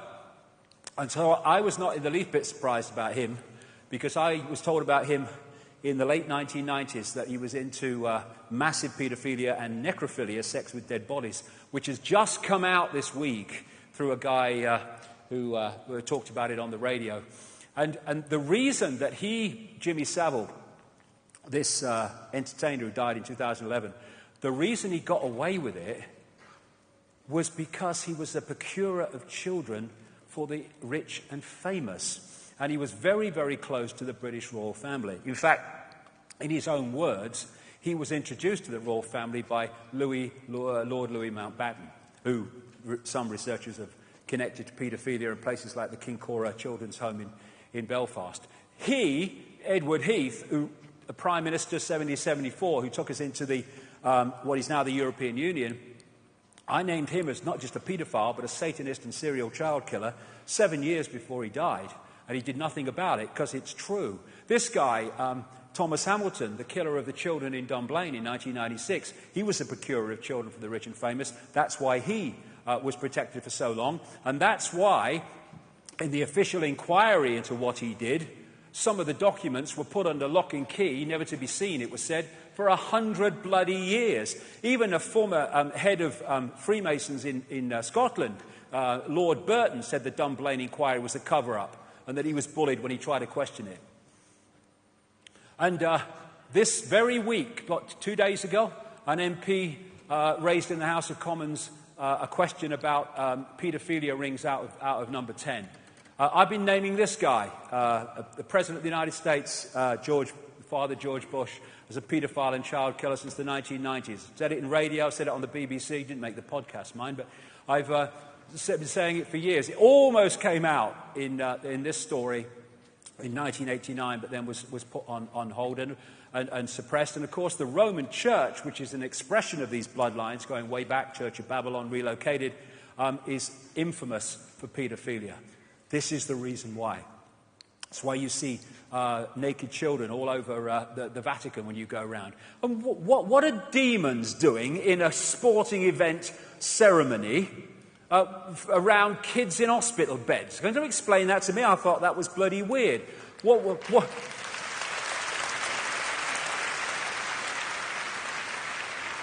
What is the child catcher in Chitty Chitty Bang Bang bloody doing in a sporting event opening ceremony? I tell you, it was alive with symbolism, that was. And I've been saying for years that these bloodlines drink the blood of children to rejuvenate themselves, and that's one major reason why they live so long. Queen Mother, 102. Prince Philip in his 90s. David Rockefeller, 97. Henry Kissinger, almost in his 90s. They live for so long. One reason is they get different treatment to us, but this is another. And this came out only the other day, that they've now found the amazing discovery, shaman in the ancient world have known it for thousands of years, that transfusions of young blood appear to rejuvenate the elderly. That's why they live for so long. Common themes. The eye. I'm going to whip through these now because we've still got a lot to get through in this section because of the way that this information fits together. The eye, the all-seeing eye, the single eye or the pyramid of an eye, is a major symbol of these bloodlines going way back, and that's why it appears everywhere in all these institutions. The eye of Ra or Horus. It was on the hand on the necklace of the mysteries of Credo Mutua in the Zulu world. This was found in 1984 in Ecuador by miners, I think, digging for gold. There's the eye. There's 13 levels, and this is thousands of years old. And when you put it under ultraviolet light, it even glows luminous from the eye. Where is it today? There it is, on the dollar bill in the reverse of the Great Seal of the United States, and there are 13 levels. This is the constant recurring themes that I'm talking about because the same force is behind all these apparently different organizations and institutions. There it is in Freemasonry. There it is with the pyramid as the logo of MI5. There it is in the building, basically, of MI6. In the Olympic ceremony, or one of them, you had the building of the pyramid, and then the almost homage bloody worship of it immediately afterwards. This is a Roman Catholic bloody church. Look at it. Because, why? The same thing.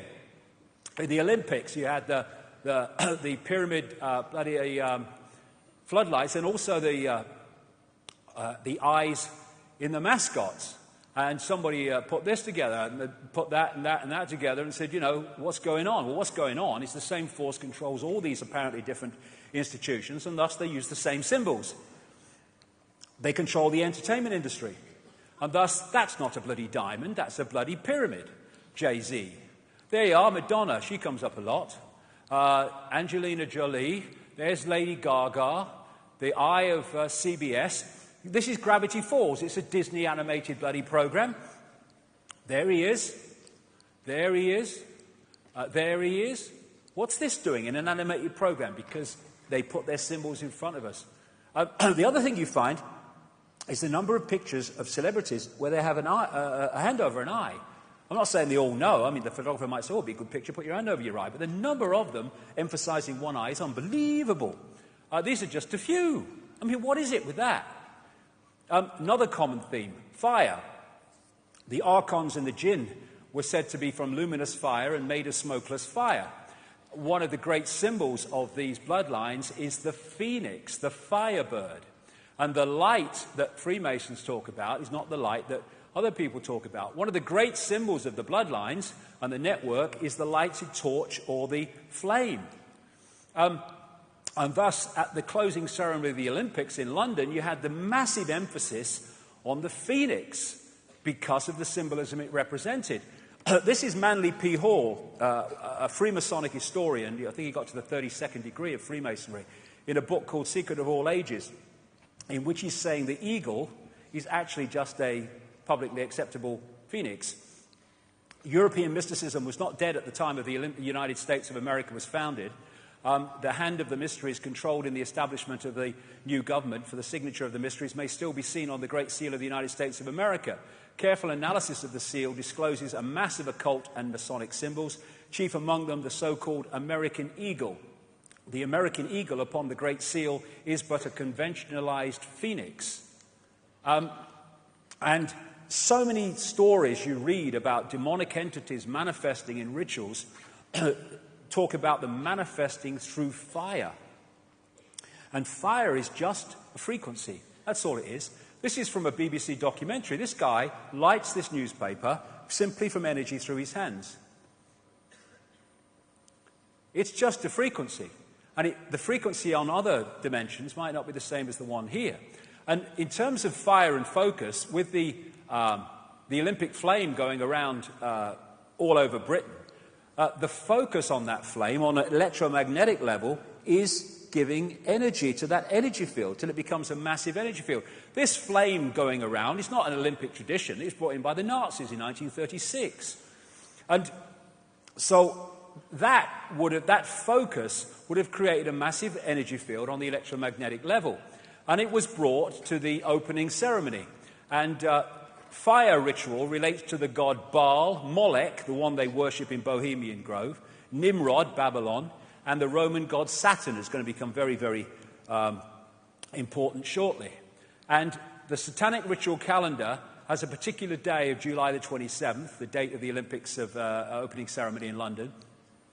July 20th, 26th, abduction, ceremonial preparation, and holding of a sacrificial victim for grand climax. July 27th, grand climax, a day for sacrificing female adults and children. It was a massive, for whatever reason, massive satanic day when that happened.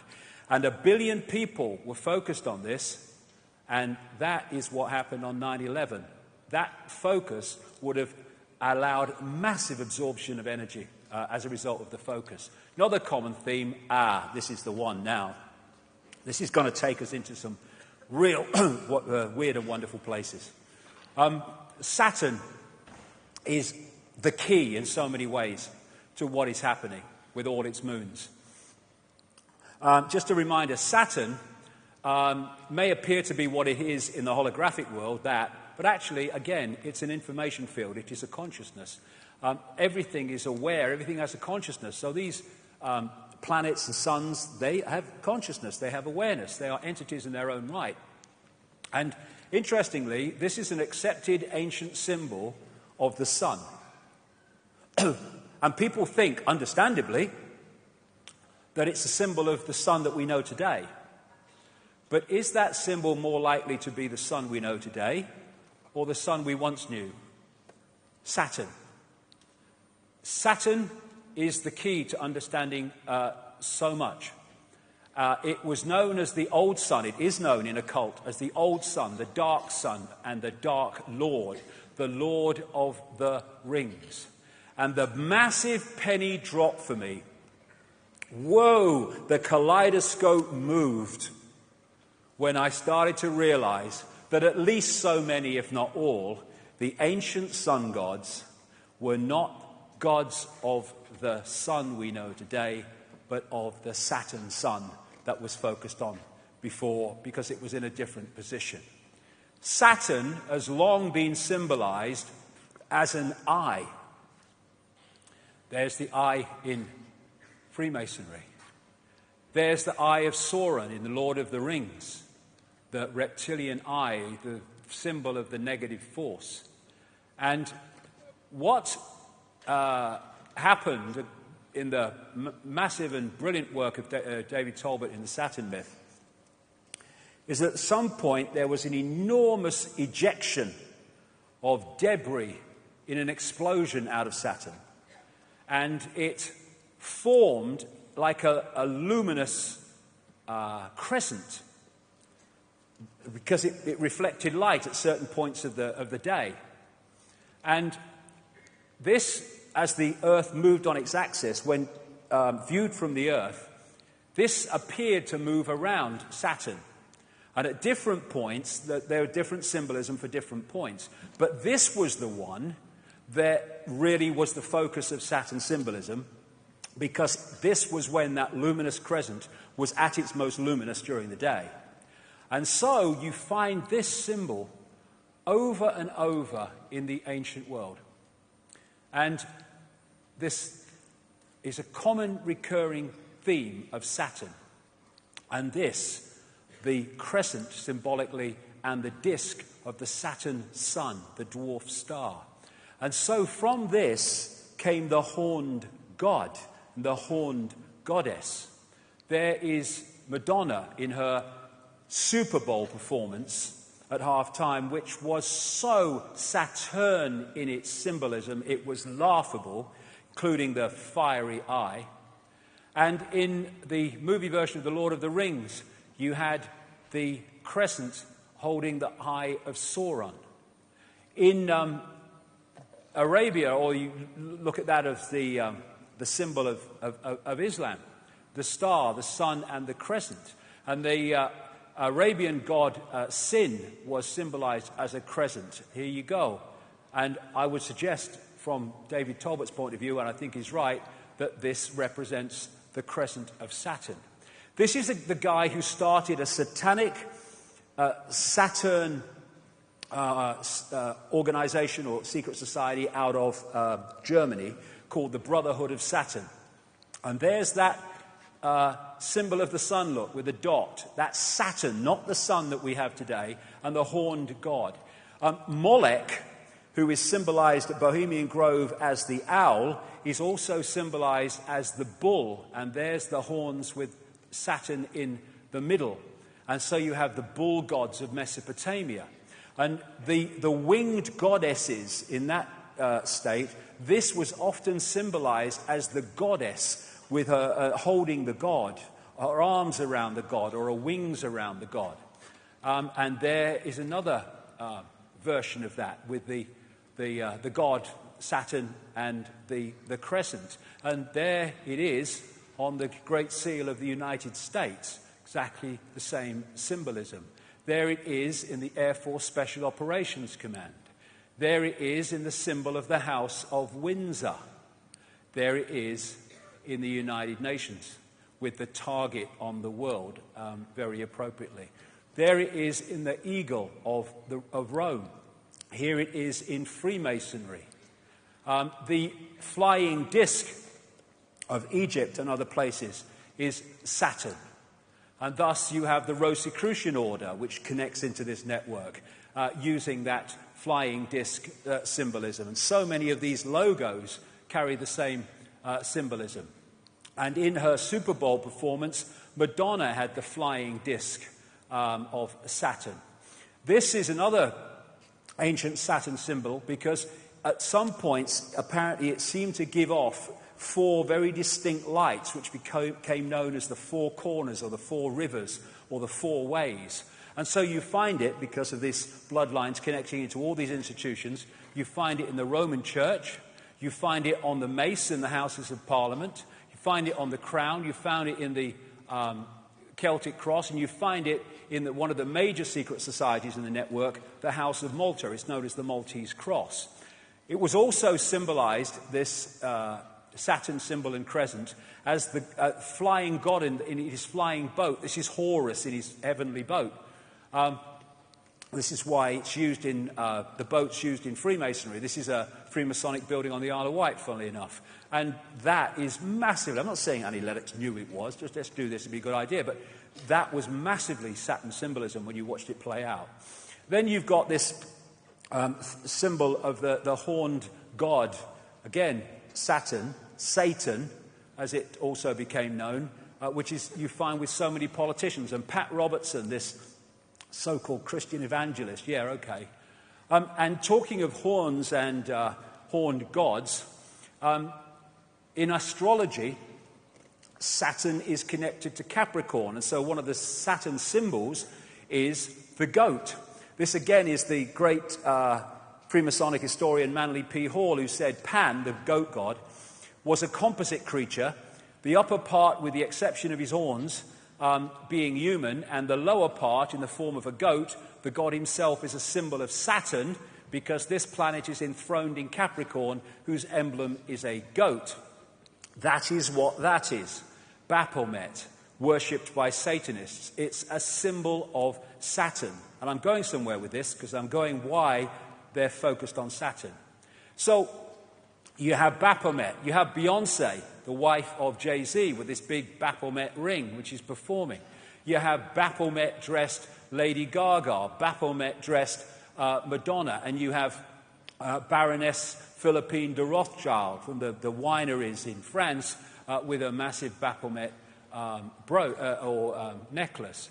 And this is from the front cover of the Saturn myth, with the symbolism described of these lights that went off from Saturn at certain points with the four main ones there. And there it is symbolized on one of these ancient tablets. And in St. Peter's Square, that is a mirror of the way that Saturn symbol looks. And there it is on the thing that he has his biscuit in, there, when he's doing his stuff. Now, this is inside the Mother Lodge of Freemasonry in Great Queen Street. Great Queen was the name of the Babylonian goddess, in London. Because, this will become significant in part 3, this crescent holding the sphere also became symbolized as twin pillars. And so you have Saturn, there's the crescent, being held up by the twin pillars. This is in one of the Freemasonic centers of the world in London. Numerologically, digitally, Saturn is number 8, and this has led to symbolism of Saturn in terms of the spider. Thus you have, in Madonna's Super Bowl performance, the winged disc symbolized with a spider in the center. Now this is fascinating. This is called the magic square of Saturn. And it's also, not by coincidence, the magic square of Freemasonry. And it's magic because of this reason. If you go that way, that way, that way, that way, or that way, or that way, all the numbers in the 3 blocks in line add up to 15. And in numerology, you keep adding numbers until they become a single number. And so 15, in numerological terms, is 6. So 666, 666 in all directions. And the black and white squares, for reasons I'll have to go into in detail in a book, because, there's so much to get through today, also relates to Saturn. And so you have them in Freemasonic temples, black and white squares, and you have them in the major cathedrals, like Westminster Abbey and stuff, because of this connection I'm talking about. Now, this is called the sigil of Saturn. And they get this symbol by drawing in the magic square of Saturn from 1 to 2, and then to 3, from 4 to 5 to 6, etc. That's how they get it. Now, you turn that straight up, and that's what that is. It's the sigil of Saturn. And this is a major symbol of Saturn going way back, the 6-pointed star. It just so happens to be the very symbol from which we get the name Rothschild, one of the major families in this network. Because they used to be called Bauer. They lived in Frankfurt in Germany. But they had this red 6-pointed star hexagram on the front of their house, and they changed their name to from Bauer to Red Shield in German, Rothschild, red sign or red shield. Rothschild. So they're named after this very symbol. And it was they that created Israel, not on behalf of Jewish people, on behalf of their bloody agenda that treats Jewish people with as much disdain as any of the rest of us. And so you have their symbol on the flag of Israel. They use the 6-pointed star so much in law enforcement. This is on a public building in Toronto, right in the center of the 6-pointed star. There's the horned god. There's the sheriff and a medal. There is the 6-pointed star representing Saturn on an ancient, clay depiction. And there it is on Credo Mutwa's 500 to 1,000-year-old Zulu hand symbol. If you do that on the dollar bill, you get the 6-pointed star, and those letters make an anagram of Mason, interestingly. Inside the Great Mother Lodge of Freemasonry in Great Queen Street, London, there is the Twin Towers, symbolic of the crescent, and there is Saturn again, the 6-pointed star. Now, of course, the Roman Church and Christianity, that is anti-Freemasonry and anti-secret societies because they're naughty, but it's on his bloody fish hat, look, right? They're everywhere because the same force is in control. There you go. I have a bit more Madonna. There you go. And on the Great Seal of the United States, those 13 stars make up a 6-pointed star, not by accident. And therefore, again, we keep coming back to this. All these different areas of society are, in the end, focused on one thing. Satanism is Saturnism. This is Fritz Springmeier, a long-time researcher into this and symbolism, etc., and Satanism. Saturn is an important key to understanding the long heritage this conspiracy has back to antiquity. The city of Rome was originally known as the Saturnia, or City of Saturn. The Roman Catholic Church retains much of Saturn worship in its ritual. Saturn also relates to Lucifer. In various occult dictionaries, Saturn is associated with evil. And this is the remains of the Temple of Saturn in Rome. And just next to this is this place called Capitoline Hill now, but before that called Mons Saturnus, the Hill of Saturn. And this is a very symbolically important place to the bloodlines. And this whole thing about the skull and bones, Capitoline Hill comes from caput, meaning dead, because they were supposed to have found a human skull there, and they call it caput, Capitoline Hill. That's why we say kaput when something's dead. And you have the theme in Christianity of Golgotha and Calvary, the place of the skull, hill of the skull. And Capitoline Hill became Capitol Hill when the bloodlines moved in on America. Now, the North Pole, the northern pole of Saturn, is a permanent storm which takes the form of a hexagon. And this has been found by the Cassini spacecraft, and I think the Voyager one before that in the early 80s. And the hexagon also is an expression of the hexagram, or of the six-pointed star. Because all these different symbols that I'm going to talk about now are different expressions of the same frequency state. So you look at this crop circle from England this year, and it is a hexagon. But a hexagon is a flattened out cube. So when you look at it from another angle, it's a cube. Well, it just so happens that an ancient symbol of Saturn is the cube, especially the black cube. And I would suggest that's what they are. The Kaaba, the focus of worship in Islam, Kaaba means cube. The tefillin, the cube on the head in Judaism. And when people go to worship around the Kaaba, they're told to pray in concentric circles. Remind you of anything? And they're told to walk around it, and their energy can be trawled. And if you focus on something that represents Saturn, Saturn is where the energy goes. In Judaism, they have Solomon's temple. Every syllable of Solomon means the sun. And the Holy of Holies in the so-called Solomon's temple was supposed to be a cube. They talk in Revelation about the New Jerusalem in cube terms.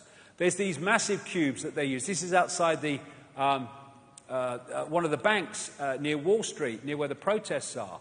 And you see these black cubes and cubes like used by Apple and stuff.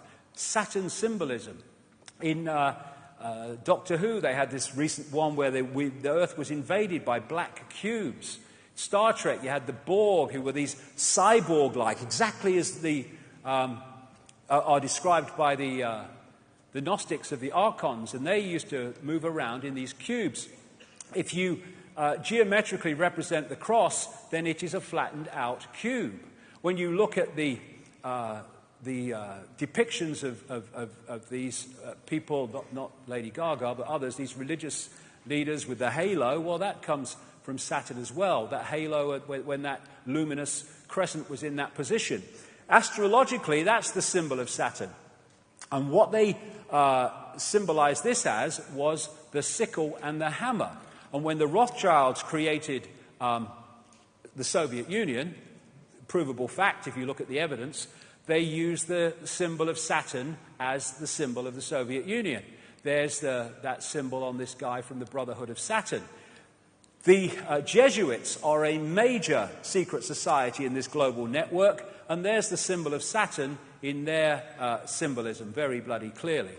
The snake on the cross also relates to this in some ways. Now, this is going to take us forward here, because the god of Saturn of the Greeks was called Kronos. And Kronos was, because he was the god Saturn, the sickle, the scythe, was represented as holding the scythe, and also he was depicted as the god of time. And he had the beard, the white beard. And he became old father time. That's Kronos. That's the god of Saturn. He also became the grim reaper, because Saturn is the planet, I say, son of death. And Kronos became crown, a symbol of the bloodlines. Kali, a goddess related to Saturn, it was called the Black One, and the goddess of time, depicted with a protruding tongue. There's Madonna again. I mean, she must have the bloody book she works through, this one. The god El, the Hebrew god El, was their god of Saturn. So El and Elohim are demiurge and archons, I would suggest.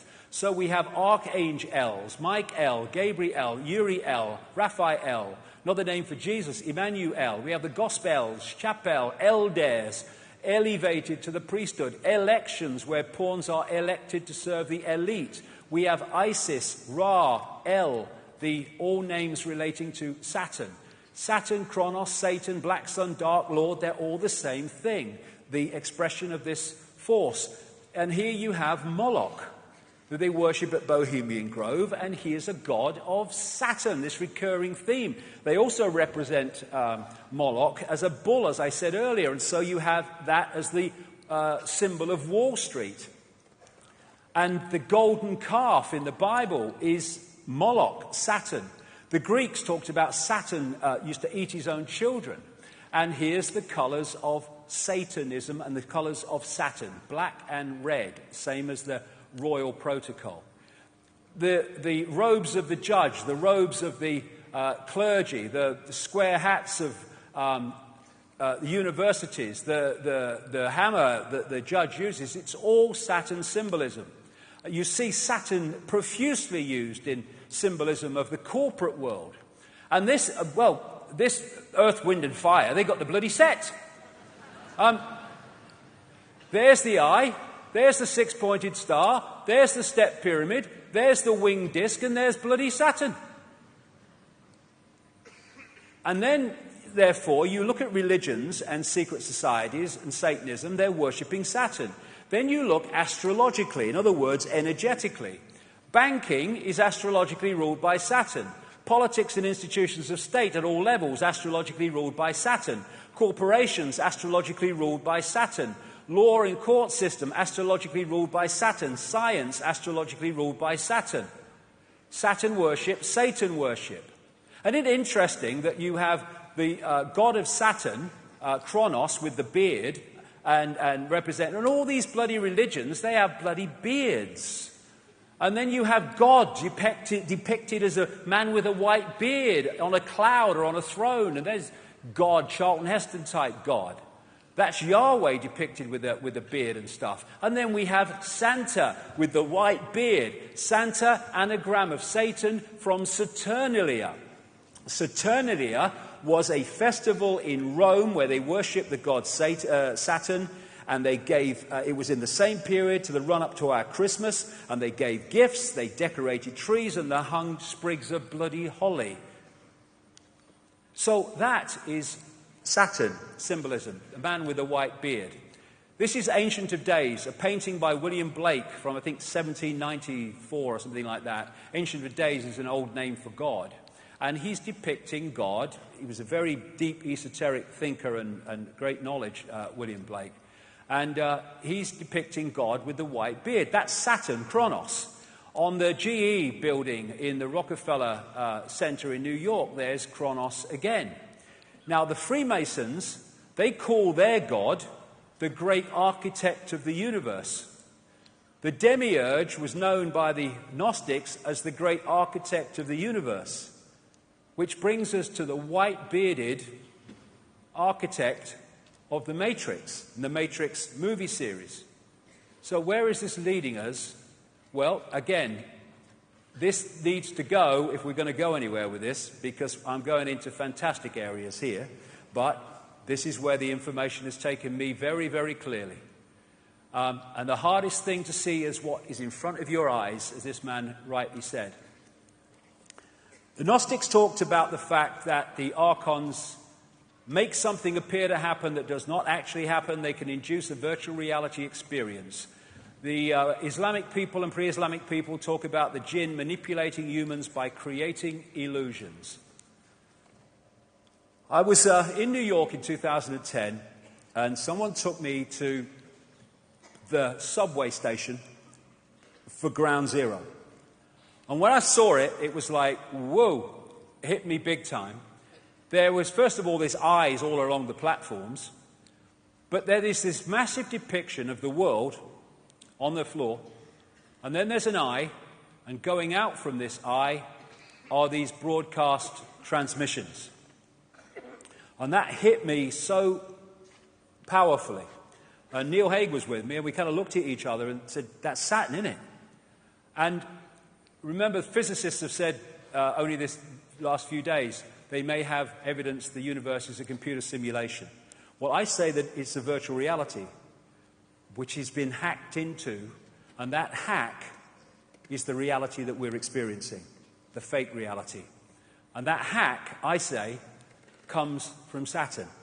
Because I'm saying that these rings are actually a massive broadcast transmission system which is broadcasting a fake reality within the frequency range that we are decoding, and therefore we are picking up that fake reality. When the Cassini spacecraft arrived at Saturn in 2004, found many things that was unexplainable. You know, things like the hexagon North Pole storm and stuff like that. But they also found extraordinarily powerful sound coming from Saturn. This is part of what they recorded.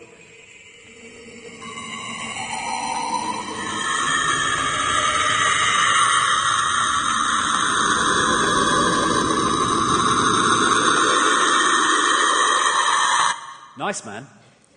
And I got sent this by a sound engineer, works in sound engineering for a living, and it's one of the rings of Saturn. And he said, I see that every day. That's bloody sound. They're sound waves. And this is, in cymatics, this is a six-pointed star. And of course we have the hexagon going round and round and round at Saturn's North Pole. This is a standing wave created by sound, rings. This is at the south pole of Saturn, and it's a permanent ice storm. This is a standing wave created by sound. And these are symbols created by sound, like cymatics. And a certain frequency created this perfect six-pointed star with the hexagon in the middle and the hexagon there. Therefore, the sound creates the frequency, creates the symbol, and in the same way, the symbol represents the sound and the frequency. The symbols are just holographic representations of vibrational waveform states. I would suggest in these symbols cases, representatives of the sound frequency coming off Saturn. Same with all these symbols and numerological manipulations. The sound and the symbol are different expressions of the same thing. Thus, if we, in the holographic realm, are constantly bombarded with these symbols, it is on an energetic level feeding us the frequency field of what they represent. And Saturn, when described pre-cataclysmic, didn't have rings. So where'd they come from? Well, maybe it had rings, but it weren't rings we could see. We can see them now. Well, this guy, Norman Bergeron, he's in his 90s now, I think. He has a long, long history in space research, technological research, going way back. And his life changed when he started studying the pictures that came back from the Voyager 1 and 2 space expeditions to Saturn. They arrived in 1980 and 81. Because when he studied them, He realized there was something very strange about Saturn's rings. And he said this in his book, The Ringmakers of Saturn. Several years ago, a number of folks in the astronomy and physics world began theorizing that these rings had to be much younger than the universe, perhaps only about 100 million years old. But one pair of pictures shows a change in 5 minutes. An impression is conveyed that the latest reported measurements purport to be the true ones, when in reality all might quite nearly be correct at the time of observation. General reluctance to accept variable ring system geometry occurs because of apparent failure to identify a physical mechanism suitable for producing recurrent change. In other words, classic mainstream science, if we can't explain it, we'll kid ourselves it doesn't exist. And he also found these in the pictures coming back from Voyager, and the Cassini ones found them too. And he calls them electromagnetic vehicles, and they are massive. Some of them several times bigger than the Earth. But again, we need to move our sense of perception. In terms of size representation, this is the Earth against the size of Saturn.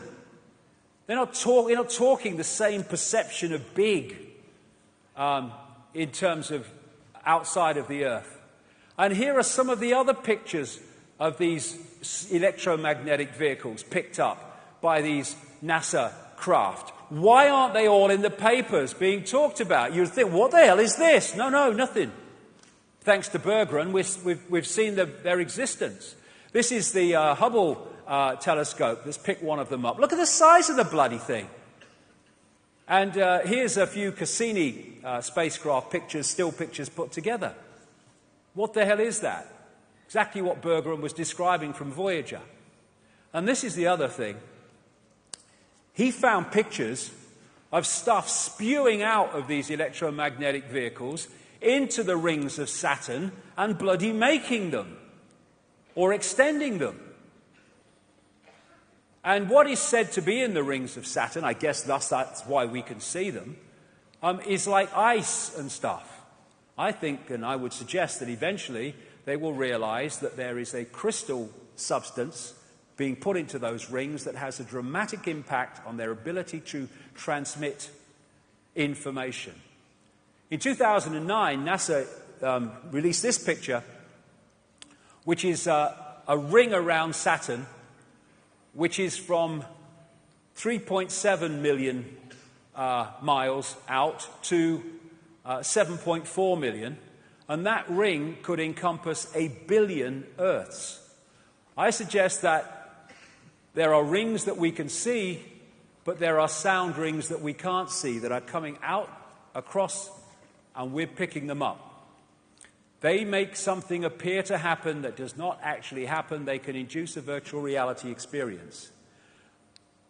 The Saturn matrix, as I call it, is a frequency band which we are decoding as a fake reality.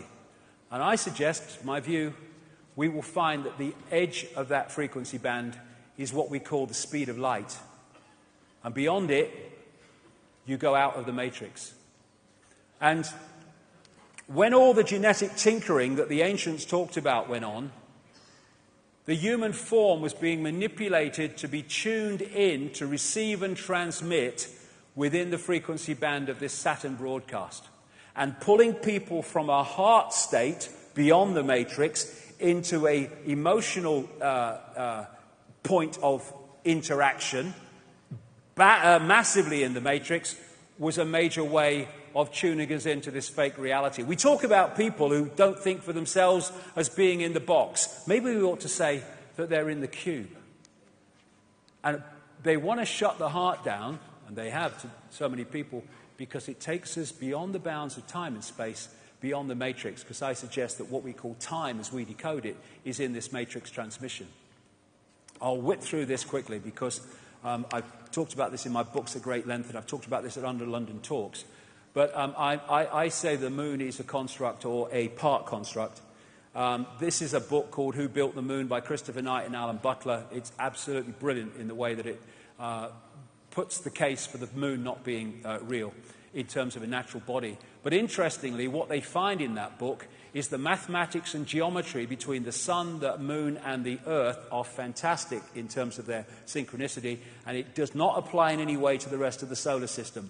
And the Gnostic writings found in Nag Hammadi in 1945, 1,600 years old or more, say that this is a separate system operating within the Acons system of the inorganic universe. They say in the book, the authors, the maths involved in the Earth, Moon, Sun system is nothing less than staggering, and that the moon has been put there with the accuracy of the proverbial Swiss watchmaker. So when viewed from the Earth, it's the size of the sun at an eclipse. The BBC did a program, Do We Really Need the Moon? And it said the moon is now in a perfect position to sustain life on Earth in its effect on the Earth, but it's just a coincidence. I think not. We only see the near side of the moon. We don't see the far side of the moon. And the authors say in that book, the moon is bigger than it should be, apparently older than it should be, much lighter in mass than it should be. It occupies an unlikely orbit and is so extraordinary that all existing explanations for its presence are fraught with difficulties, and none of them could be considered remotely watertight.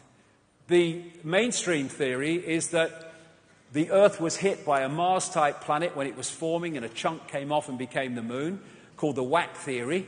That didn't pan out, so they came up with a double whack theory, where it was hit by the planet, it went away and gave it another smack, and then it became the moon. Now, of course, it doesn't pan out because it's nonsense. They don't know. Why don't they just say it's not a bad thing we don't know? There's lots of things we don't know. The best explanation for the moon is observational error. The moon doesn't exist, said this scientist at the Smithsonian Center for Astrophysics. It's easier to explain the non-existence of the moon than its existence, blah, blah, blah. It goes on and on. And you know, I'll go through this because I don't want to run over too much time. I'll just mention a few things about the moon.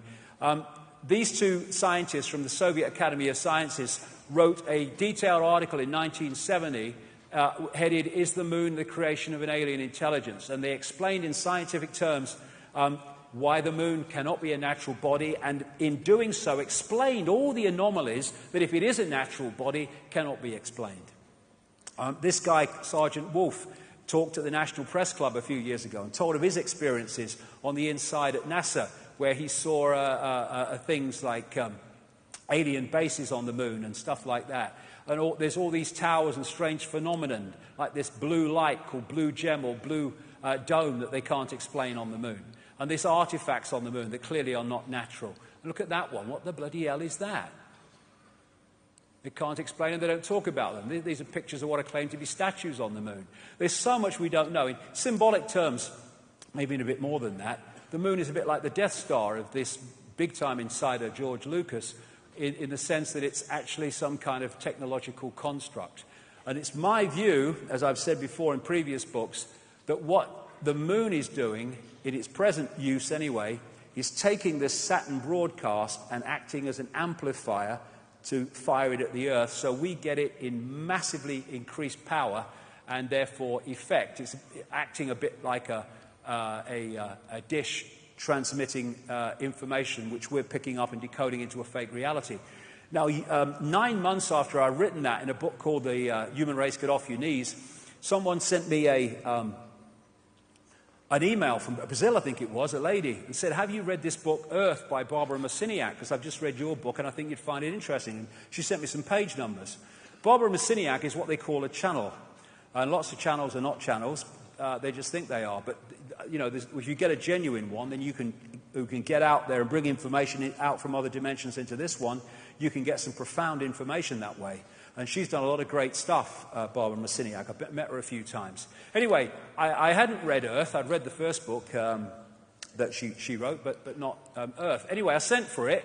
I went through the page numbers, and I'm like, whoa, this is 9 months after I've said this stuff in Human Race Get Off Your Knees. And this was a channeled book, and this is what was in the book. 1996, I think this came out. The moon is a very powerful electromagnetic computer.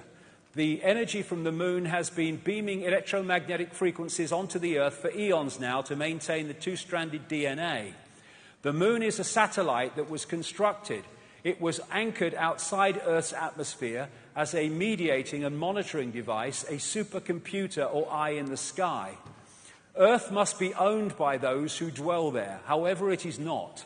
You have outside gods, creator energies, who prevent you as a species from having free reign with your kundalini. That's the energy of awakening, in effect.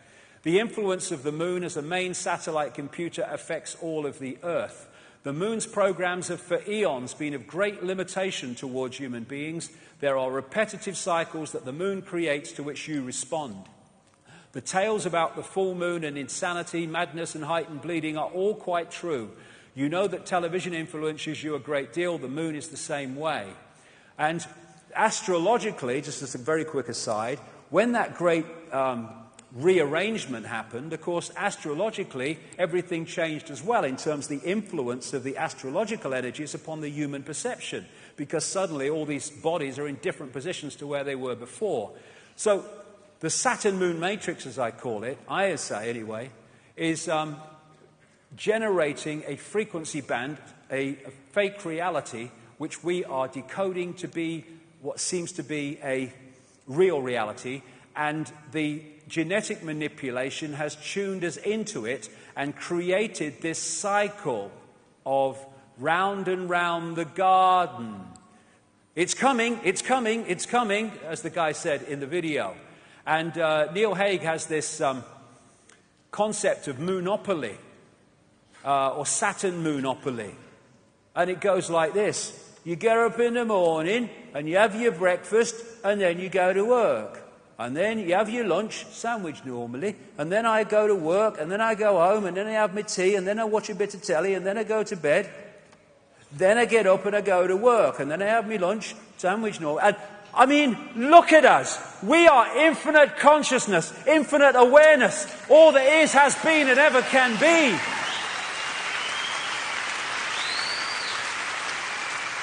Is that all we are capable of? No.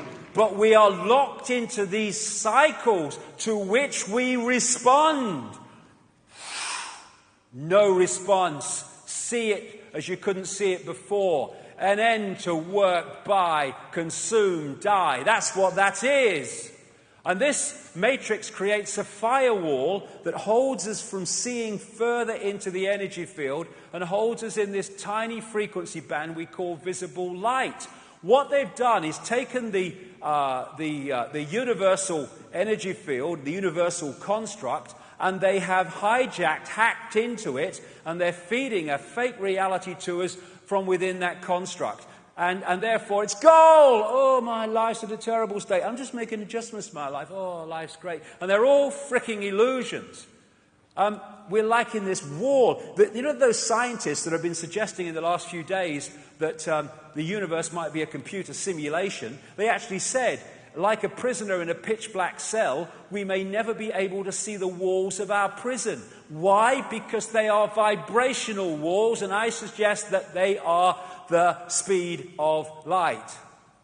Which is not the fastest speed. Sorry, Einstein, mate. It's pedestrian. We're talking all possibility, darling. And so when we look into the night sky, are we seeing what's real or are we seeing a projection? I talked in I think it was my last book or the one before that. I had a profound experience as a little boy when I was first taken to the London Planetarium, when I looked and saw the night sky on the roof of the planetarium, and it looked so bloody real. And it hit me, and it's never left me, that actually when I look at the night sky, that ain't actually what I'm looking at.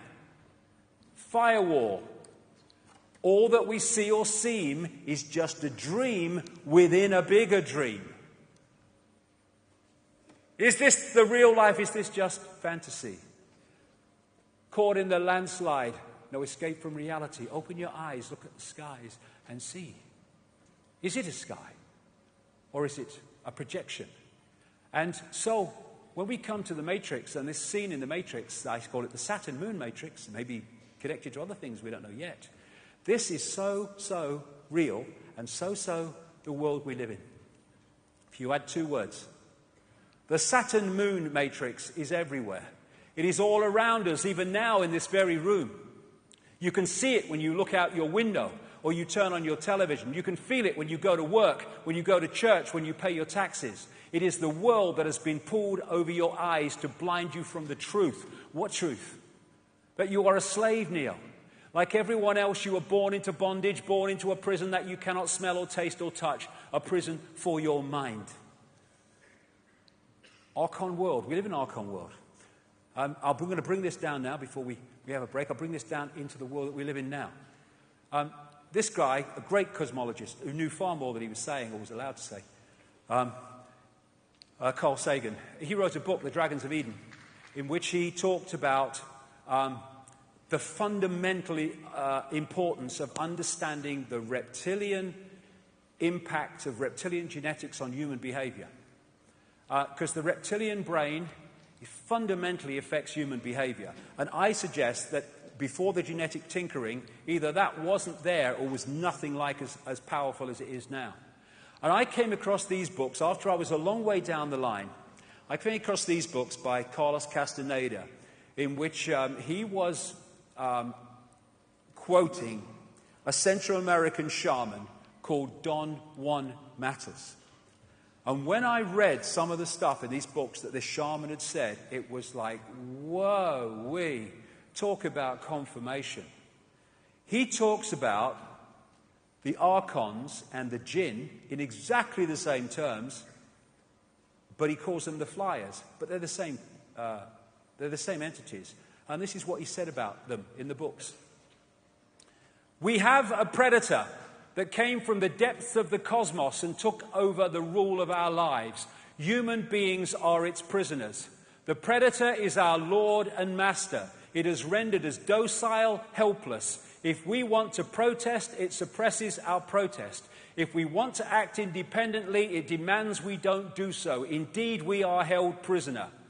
They took over us because we are food to them, energy. And they squeeze us mercilessly because we are their sustenance. Just as we rear chickens in coops, the predators rear us in human coops, human eros. Therefore, their food is always available to them. The Matrix is a computer-generated dream world built to keep us under control in order to change a human being into this. Think, Matter said for a moment, and tell me how you would explain the contradictions between the intelligence of man the engineer and the stupidity of his systems of belief, or the stupidity of his contradictory behavior. Sorcerers believe that the predators have given us our systems of beliefs, yes, our ideas of good and evil, our social mores. They are the ones who have set up our dreams of success or failure. They have given us covetousness, greed, and cowardice. It is the predator who makes us complacent, routinary, and egomaniacal, feeding the wolf. In order to keep us obedient and meek and weak, the predators have engaged themselves in a stupendous maneuver. Stupendous, of course, from the point of view of a fighting strategist, a horrendous maneuver from the point of those who suffer it. They gave us their mind. The predator's mind is baroque, contradictory, morose, filled with the fear of being discovered any minute now. They gave us their mind, and that, I suggest, is how they've done it. And they also, more than gave us our mind, they gave us their frequency via junk or non-coding DNA. We are at last, hallelujah, brother and sister, having mainstream scientists seeing the blatant, beyond belief, obvious that 98% of DNA, which they have called junk because they didn't know what it did and said it had no function, actually does, stands back in amazement, have a function. And in that 98% of DNA, non-coding DNA, are programs, behavior programs, perception programs, emotional programs that if we are not beyond mind-body conscious, we lock into and they become us. People in that state, I suggest, it is very possible, and I say highly likely, they can go through an entire human lifetime and not have an original thought or emotional response that isn't coming from the program. This is Boston University and Harvard Medical School research. They examined 37 DNA sequences containing at least 50,000 base pairs and one with 2.2 million base pairs. Lead researcher Eugene Stanley. Non-coding DNA sequences do contain a structured language fundamentally unlike the coding in genes. We therefore need to consider the possibility that the junk DNA may carry some kind of message. Yes, it does, many. And one of them is the human control system, when we're pulled into body-mind.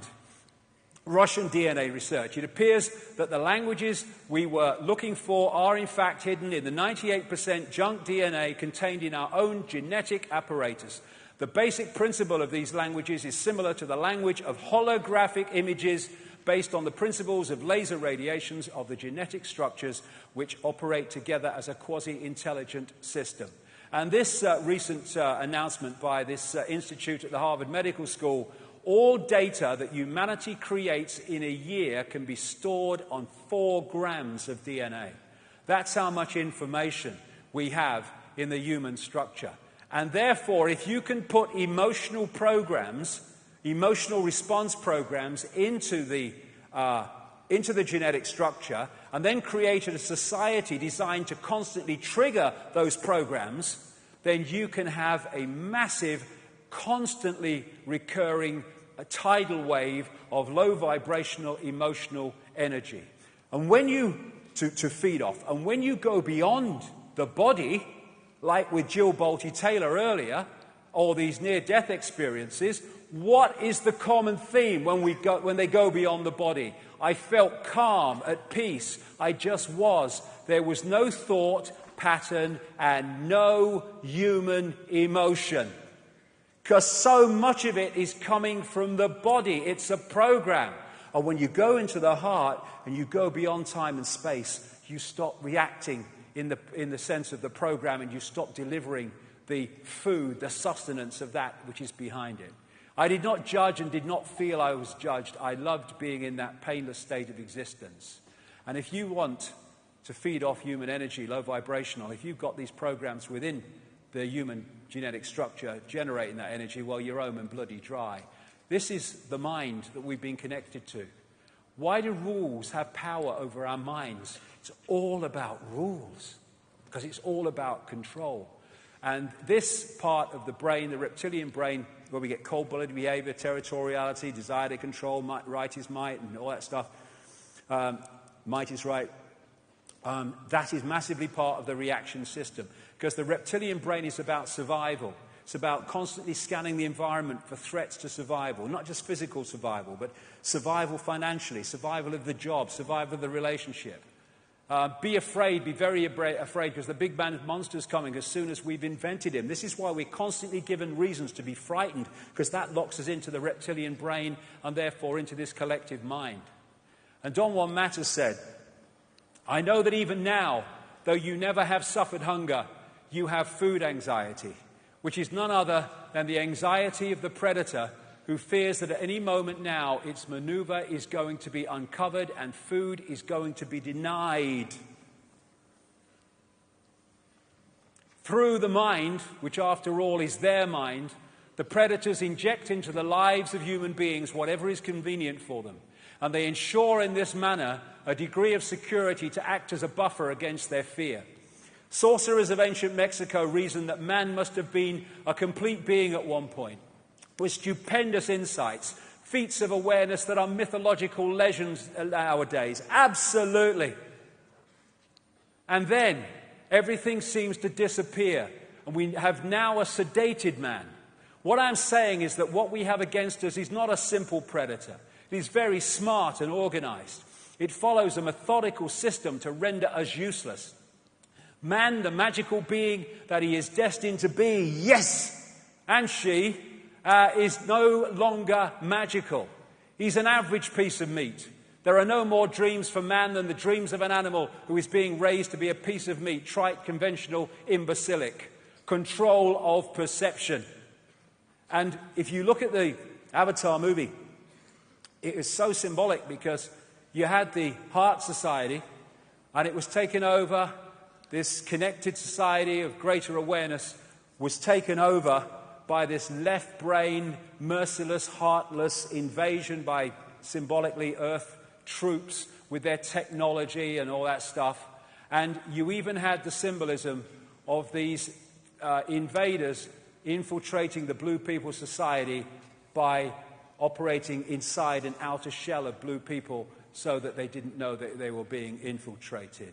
Now, are we as a human race, there are 7 billion of us now and more, the number of people in full knowledge who are behind this are tiny, tiny. And they can only do it by dividing and ruling us. Are we going to stand up, come together and face this, or look the other bloody way and go on walking into a level of enslavement that would make George Orwell bloody wince? As Martin Luther King said, a man can't ride your back unless it's bent. Freedom is the sure possession of those alone who have the courage to defend it. Okay, I'll be back in 40 minutes, got so much to get through, at which point I'm going to go into the world we live in today and why it is so crazy. Thank you very much.